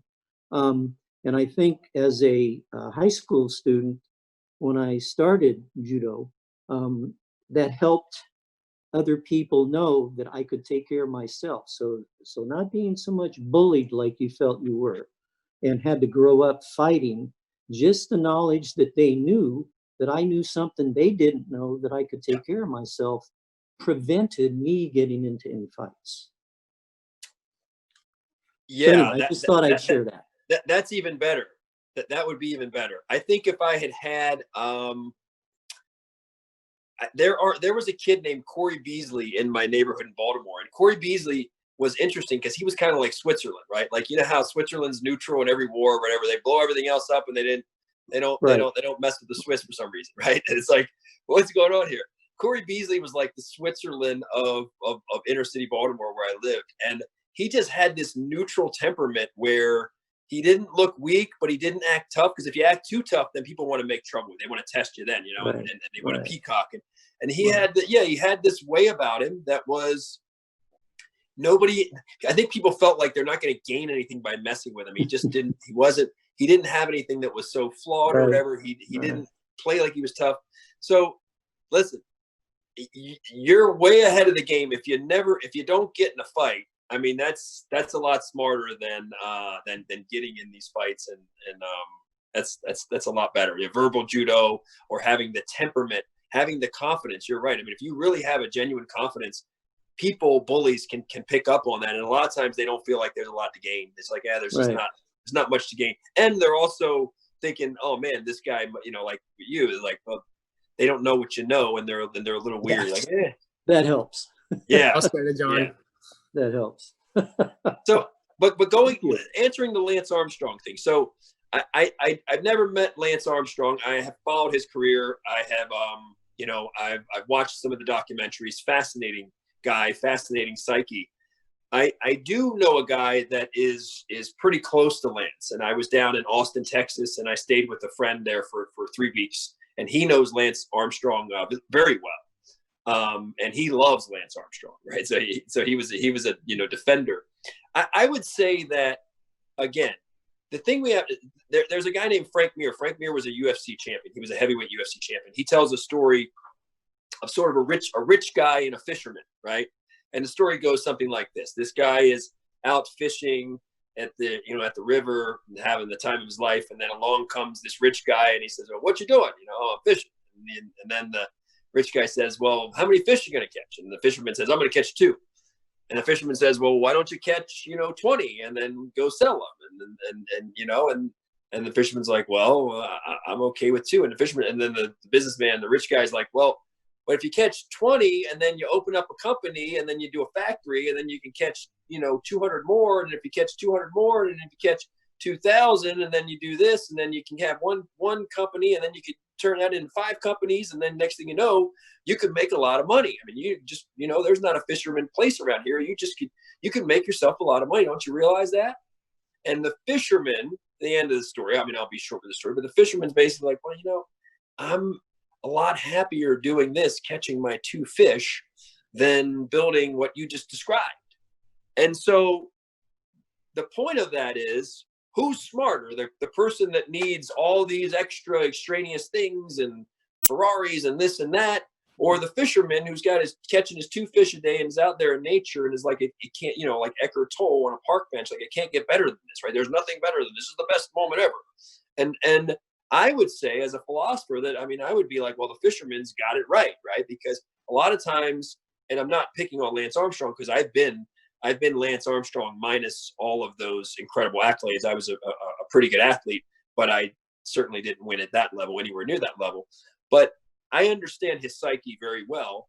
And I would say that, again, what's the demon chasing someone to think that, we just have to go and, the one thing I would say, me and my good friend Robert Drysdale talked about this the other day. One thing that happens is, and it's hard to talk with most people about this because they take it the wrong way, but it's like the thrill of domination. It just feels incredible to, in the fight game or even in training, to dominate an opponent, to feel them give, to feel them break, to feel them give up, to have bragging rights. It's in a lot of people. A lot of people just can't win at the level that Lance did. If they could, they'd be on board just like he was on board. They just don't have the goods. They don't have the VO2 max. They don't have the lung capacity. They don't have the work ethic. They don't have the discipline. But if they did, they would be like, man, you start winning. I tell us the young kids, we have young kids come in and coach them up on jiu-jitsu, and a lot of the kids in the first month or 2, they don't like it. Their parents are making them go so they don't get bullied or whatever. And they're like, he needs to learn how to do something, or he's got anger issues or whatever. And so the parents put him in there, and the kids aren't having fun. Some of them aren't not having fun. And so, I take the kids aside. I was like, what's fun? Winning is fun. You got to stay long enough to win. You start winning gets fun. What's fun? I don't tell the kids this, but I'm thinking dominating is fun in a legal, consensual way. Winning a lot is fun. It really is. And it's not, you don't have to be, you could be a fantastic person, a loving person, a big-hearted person, a generous person, but it's just something in us. Fighting's in our DNA. There is something wired in us, which is like, wow, that feels good. Like that, you know, to sit there and to win. And maybe some people just aren't very good athletes, so they don't ever really get to that level like where Tom Brady or Lance is. But if they had the firepower, if they had the horsepower, right, or they had that discipline or that whatever, that ultra competitive drive running through them. So, you know, he's got something chasing him. You're not going to put yourself to win those races, even with him performance enhanced, is hell. That is like a form of torture. That is a form of torture, what he's doing. For you to go through that, man, you got some need to prove something. There's something you need, and it ain't just money, and it ain't just the Tour de France medal. There is something, you know, broken in you or hurt in you that makes you want to do that. And that's a lot of our highest performers. You know, that's what we see. So, am I saying that that's the pinnacle? I'm not saying it's the pinnacle. I think the pinnacle for me, I think of like the balance between force and flow, the warrior and the poet, the yin and the yang. I think what I value at this point in my life, even though I'm speaking, I'm very passionate right now. I'm talking as quick as I can to get things in. And I'm excited. But I actually value, I'm out here in Utah. I'm out in the mountains. I'm near a river every day. I got the mountains here every day. I'm cycling every day. I'm working out in the sun, doing calisthenics and stretching and yoga and shadow boxing. And I value peace. I value solitude. I value stillness. And what am I doing, guys? I'm balancing the scales. I already did the whole violence thing, consensual violence thing, training, suffering through the darkness, push my body, you know, all these tons of injuries, push, force. I'm in a flow state now. I'm in, these are flow chapters. This is a flow phase for me by and large. This is peace. I'm balancing the scales. So I don't recommend anybody just be all the time.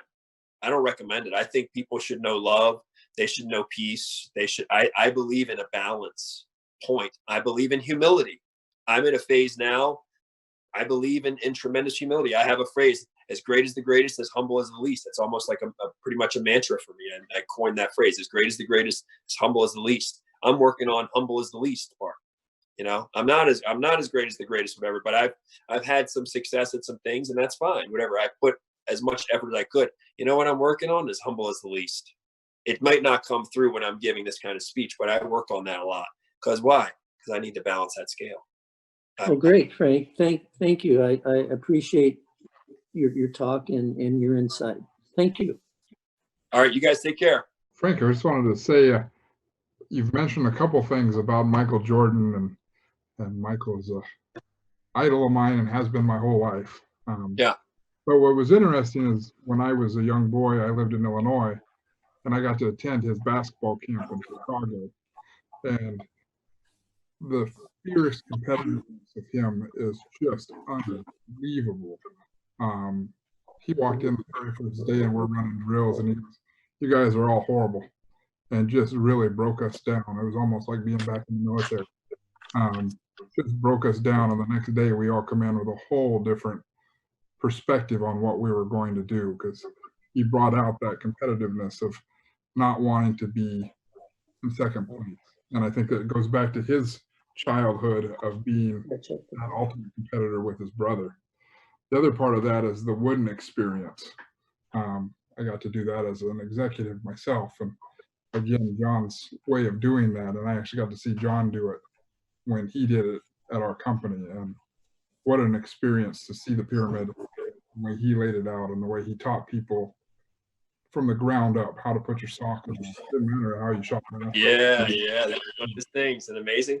Yeah, and it's all about the little things. I think that was a great point that you brought up. It's the little things that make you great, and I thank you for that. Yeah, you know, when I was in Los Angeles when he died in his 90th, I was out there for a Jiu Jitsu tournament. I was competing at the World Championships in 2010, and I went to Denny's for breakfast. I would not eat, and I got breakfast, and I came out, and I wind up looking at the newspaper, and on the front of the newspaper is like John Wooden, you know, whatever year to 2010, and I was like, I kid you not, I almost broke down crying.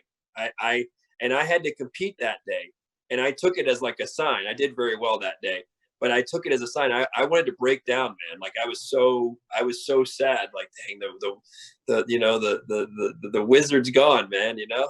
Yeah.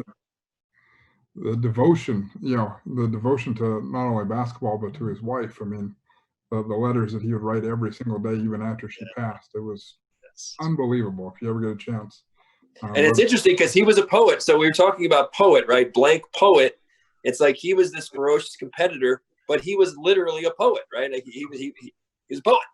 And that's what he loved. His dad shared poetry with him as a kid in the Bible and whatever. So, I mean, like he was literally a poet. And it's that side, like, it's that side it's very important to have that side too.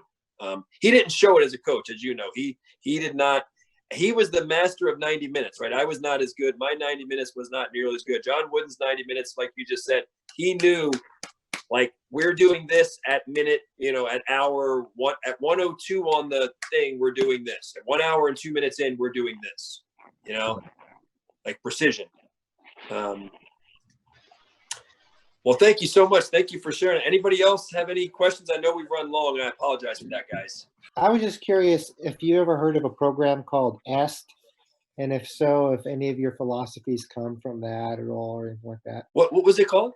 EST. It's from the 80s. It's called EST. EST. And what are sort of the premises or the principles around that? Well, I think it was developed by the Air Force, and it was really big in the 80s, and it was like these seminars where people would go to, and they'd lock you in this room for a weekend, and you couldn't go to the bathroom, and they were just drilling people down and stuff. They parodied it on Saturday Night Live back in the 80s and stuff, but In the car. it's pretty radical, and I think, and I heard about it. Oh, really? And a couple of the things that you were talking about tonight kind of reminded me of it. Not that you're, hardcore drilling people to the where they can't use the restroom. It was just, like the radical transparency and that sort of thing reminded me about what some of the principles they were teaching. It's lived on and changed its name and rebranded itself into something called like Landmark now, I think. But if it piques your curiosity, I'll look into it. It's called EST. Yeah, you can send that to me. What's interesting, you just made me think of something though. So like, what's interesting about the fight sports or jiu-jitsu or wrestling is that, like, because what we do is sort of confrontational. I mean, it's kind of confrontational. It's like, you're trying to kick my butt legally. I'm trying to kick your butt. And that's being a good teammate.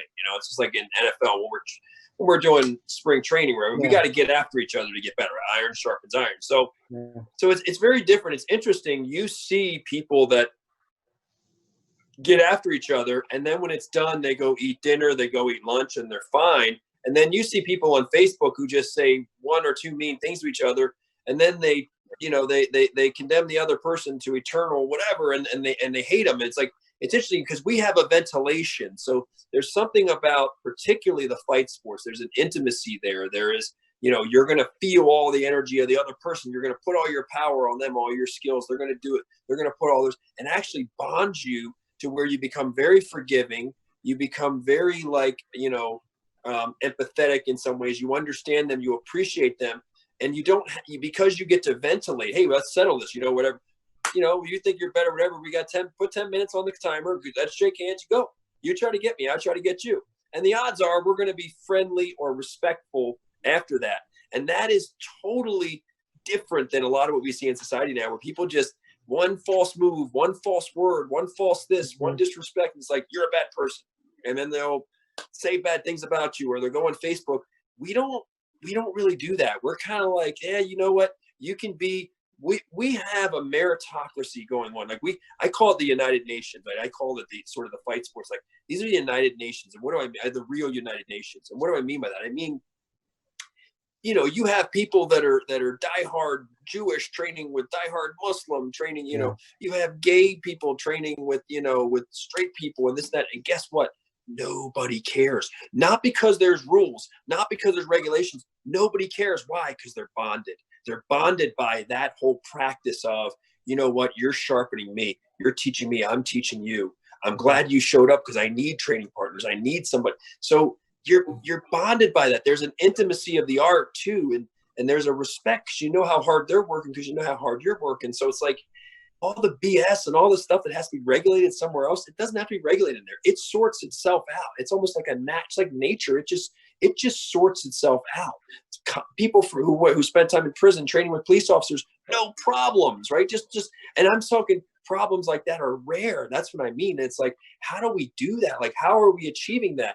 There's something about the art. There's something about the intimacy. There's something about the bonding. There's something about the mutual respect, even though you're confronting each other, you're imposing your will on them or whatever. And it's like, but what's interesting is when that's done, it's usually very respectful when it's like, hey man, you shake hands at the end and you sit there and talk, or you show the other person, like you tapped them 10 times, you show them the move you tapped it with so he can defend it better next time, so that I can have to apply it better because now you're defending it better. So now I have to learn to execute it better, have a better setup for it, right? So now I'm making you better, but you're making me better because you're defending it better. If you're not defending it well, then you're not actually going to help me as much. I need you to defend it well.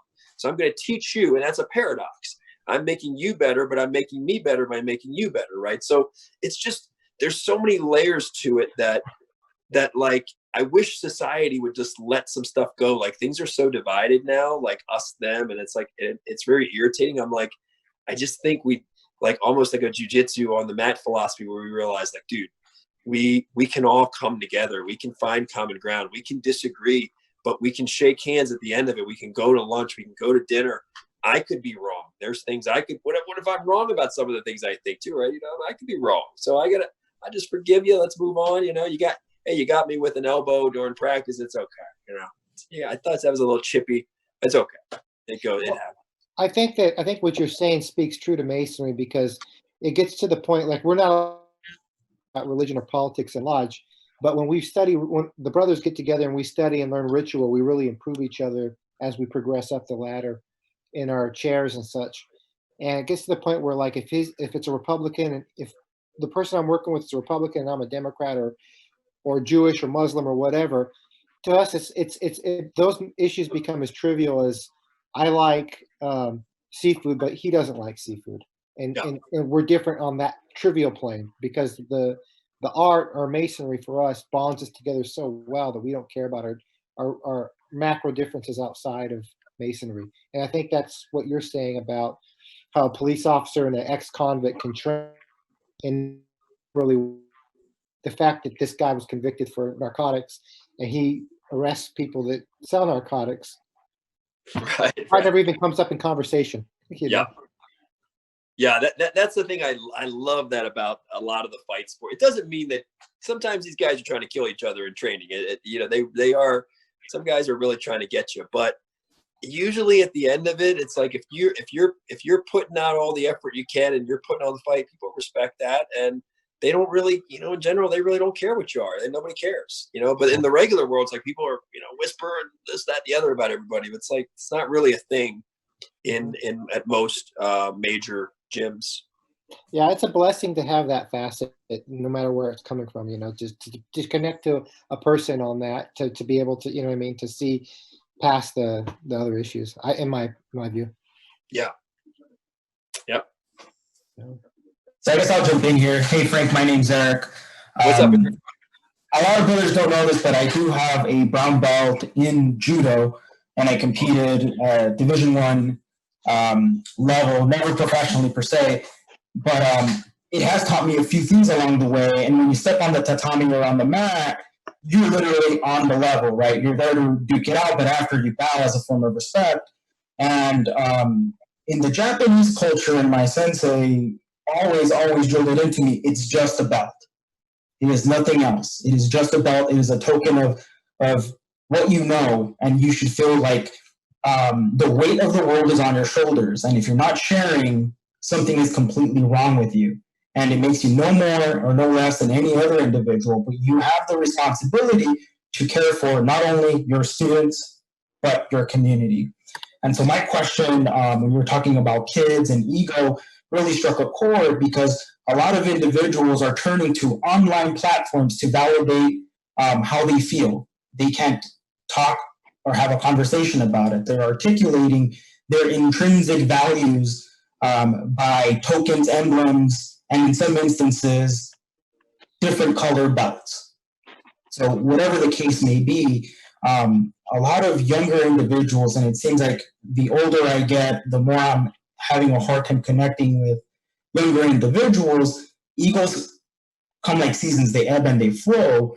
But what are some of the more peculiar manifestations of ego that you've seen in UFC or in different arenas, whether it's a belt or some type of garment that they wear, or different, if you're competing by a gi? So, question for you. And I appreciate the love and the knowledge and the gnosis, my brother. I really do appreciate it.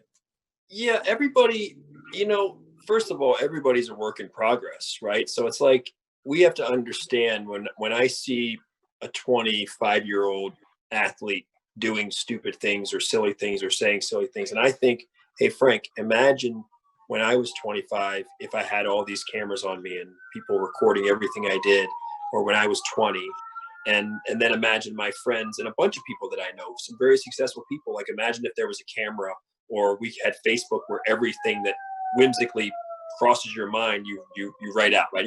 You're bound to say some stupid things or do some stupid things just by being yourself, unless you're like Derek Jeter or Cal Ripken, right? Like, so everybody has a lot of people, if they're being real, we all have these quirks and these idiosyncrasies. And what's interesting about fighters is there is no, of course there is, and you're a judo, since you've been doing judo for a long time, there is no one way. Like, some people would say, don't fight angry, right? Like the angry, like whatever the panda is. What's the panda movie, whatever, the angry panda, what's it called?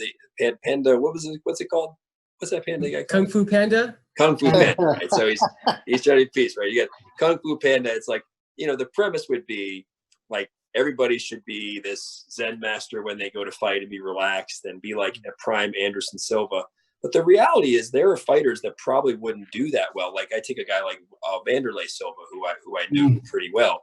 Vanderlei Silva's like this, in his prime, he was like Mike Tyson, and he was throwing punches. They weren't like technically perfect punches. He wasn't like, in fighting, a lot of times when you punch, you're supposed to keep, in theory, right, you keep one hand home, or you're worried about what's coming back at you. Vanderlei Silva is like, no, I'll take one of yours to give one of mine. I'll take two of yours to give one of mine, and they weren't, you're not supposed to punch way out here, right? Because it's like that punch takes twice as long to travel, but he would punch out there and he would just knock a lot of guys out and beat a lot of guys up. And it's like, for a guy like that, or even a prime Mike Tyson, if you said, hey, Mike, be the Zen Mike of 50 years old and at 21, it wouldn't have worked. Like, he was an angry guy, and it fit him at that time. It was true. It was synergistic. It was like, no, at this time, if we try to make you Mr. Peaceful Zen, you're not really that person. So it's like, it's not going to work. There are fighters like Fedor Emelianenko who had both. He had this calm and this poise and this Zen type of thing, and the quiet and the stillness. But then he also had an anger in him when he'd fight. But he had this, he was like a big baby-faced assassin, right? He looked he had this like perennial, like almost like a little mini smile on his face, but he was trying to rip your head off, right? So like, there's no one way. But again, when you see what you see sometimes in some fighters is, you might think that they don't have any ego, right? People say, well, they don't have any ego or whatever, or they look too calm.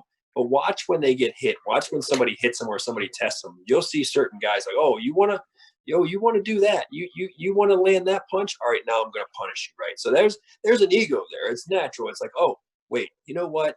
You just got me good with that one, dude. I was being nice to you. Now I'm about to get serious with you. You see that in a lot of fights. So you see that sometimes when a champion or somebody comes out and it's like, he's kind of warming up. He's kind of, playing around. He's keeping it clean, or maybe he gets kicked to the groin or something, right? It's like, oh, you got kicked to groin. It's like, okay, you know what? I was being a little nice to you now. You're going to play like that. I'm going to be, that's ego. That's the human ego. That's a little bit, that's coming not from a Zen place. You see that a lot. Very few fighters are Zen masters and coming from a space of, prime Anderson Silva, where the other guy's moving in slow motion and they show no emotion and they're being playful and they're loose. It is better to be loose. A loose punch is going to be quicker, right? So it is, there are advantages to being loose. You're going to probably read, your reflexes are going to be quicker. You're going to see things better. If you're just fighting anger, you do literally almost see red. You're not going to see as much on the peripheral. You're not. You're not going to be Magic Johnson and see everything coming. You're not, it's hard. So there are downsides. But on the other hand, if Vanderlei Silva didn't fight with the Fury, he's probably wouldn't have won nearly as many fights. Like, he wasn't ready to be a Zen fighter. So if we said, hey, be a Zen fighter, he wouldn't know how to do that. Like, well, I don't know. It's like, okay, well, no, just go back to being an angry fighter for right now and just tornado with no punch and knock the other guy out, So again, that's not to say that that's the top of the pyramid. Vanderlei Silva has like 12, 13 losses, right? It's just to say that it's the best thing he has now. And I always say that to people when I say that to clients. It's like, wait, our responsibility when we talk about being present, I just say to people, because people they start thinking like futuristically and whatever, and I have to do this and perfectionism and this, that, and like, look, what's the best you can do right here, right now? What can we do right here, right now with the resources we have, right? We could say, well, we wanted better video. We wanted to have a better presentation with this, but we did the best we could right here, right now, under the circumstances for what we could do. And that's the responsibility. It's like, hey, we could be like, Vanderlei's not ready to be a Zen master. Maybe in 10 years, we can make him a Zen master and it'll be Anderson Silva and guys will be moving in slow motion and he'll be whatever, But today it's not that day. It's like, dude, if you're going to win this fight, you got to be a tornado. You got to tap into that space. So, that's not to say you have Cal Ripkins and Derek Jeters. Does Cal Ripken and Derek Jeter have a big ego? I think if I sat down with them and I interviewed them, just like I interviewed 20,000 other plus people as a journalist, if I sat down with them, I'm sure they have, very big egos. I don't say that condemningly or negatively. I mean, they're going to have it. I don't think Cal Ripken was going to be as motivated. I think a lot of people are motivated. They're drawing on positive and negative fuel, but the great ones are drawing on positive and negative fuel. And a lot of times it's negative fuel that they're driving on. So the ego is very interesting though, because, it can burn you, but it can also fuel you, Let me tell you one other story. This was just instinct. I say fighting is in our DNA. My buddy was a two-time cross-country champion in the state of Maryland, my buddy Brian Horn. Brian Horn should have won 3 state titles in cross country. In one of the races, it had been raining. They're coming down to the last, like half mile. It's raining, and they're running down this big hill. And Brian is the favorite. Okay, Brian is going to win this race. This other guy who's pretty close to Brian slips and falls. Brian's going to win this race. This guy slips and falls. Okay. The guy gets up and sprints the rest of the way. So he's not even keeping, there's no game. A lot of times in cross country, there's a game. Actually, this is in the last mile. It's a 3.5 mile race, I think. In the last mile, one guy slips. That guy decides to sprint the whole way. Now, a lot of times in cross country, people don't think of it, right? They don't realize the little details. There's a lot of strategy of pacing and who breaks away and do you follow them? Same thing in Tour de France. Mm-hmm. Well, the strategy was going. While the strategy was going, Brian was going to win his 3rd state title.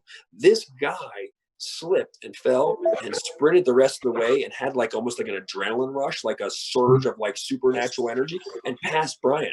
He'd never beat Brian in a race. He wouldn't have beat Brian, but he beat him that day, kind of like a person picking up a car. It's like, how some people just like, they don't think they can pick up a car, but then someone you love's under the car and people pick him up.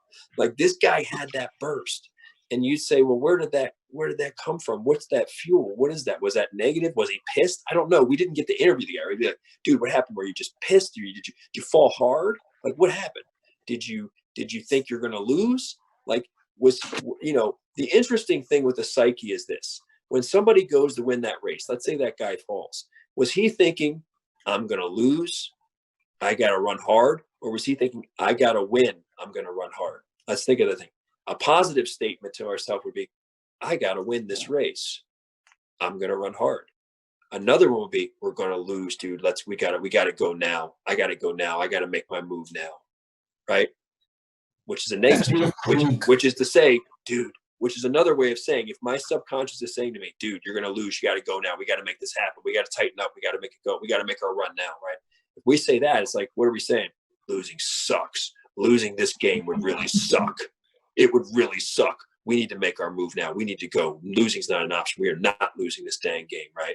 It's like, I honestly think like that's the typical scenario. It's like, we can't lose to them. Like what we have to win this. Like, you know, so there's something in us, even on a primal level. When we start getting in this, you start getting into anthropology. I think that because society, it's good that we have a civilized society. We have so many rules, but I think because we have so many rules that there's a lot of repression. And I think the ego, particularly in athletics and sometimes in business, the ego really comes out because, you know, it becomes a little more animal nature comes to the surface, you know, and then when it comes out, there's all these rules and everyone's like, well, why are you showing your fangs? Why are you showing your animal instinct or your primal instincts?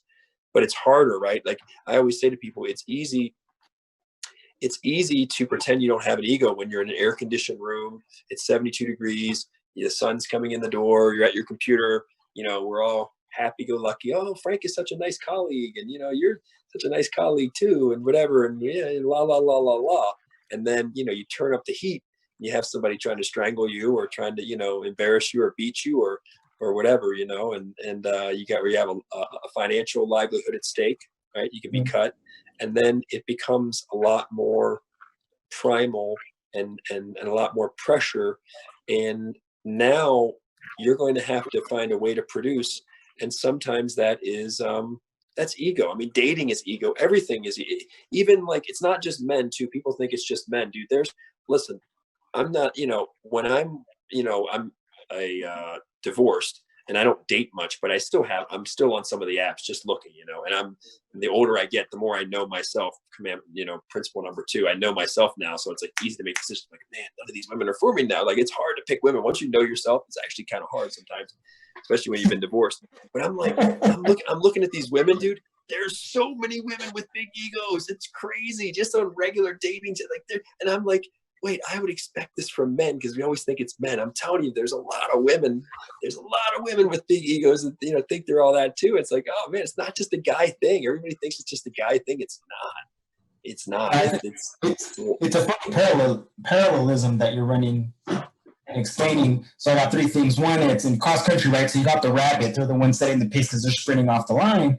But then in the instance of the story that you told, you have the individual who fell. And I think it was Mike Tyson who said everyone has a plan until they get hit. Yeah. And then it's all, you know, it's how you bounce back or you react. But I myself have just started to jump into the online dating game. And I like to think that my ego is about 6'7", but in reality I'm 5'4", and know myself, you know, and it's very, very hard to be turned down based on physical characteristics. But you have to know thyself, absolutely, and you got to know what you're playing with and play to your strengths and to your weaknesses. But it's all about knowing thyself and the ego. So I thank you for the words of wisdom. It's funny. Absolutely. Doesn't your driver's say something different though? Yeah, it says 5'7". And just a caveat back off of what Frank said, as far as like living in that moment and really being in that situation, knowing how to adapt to that, culminated with time and experience. That puts everything into perspective. But anyways, gentlemen, I have to take off. My daughter's kind of in there, kind of giving me the eye. So before I bow out, I'd like to say that may the blessing of heaven rest upon us and all regular Masons, and may love prevail and every moral and social virtue cement. Amen. Thank you so much, guys. Thank you, Frank. We'll talk to you guys later.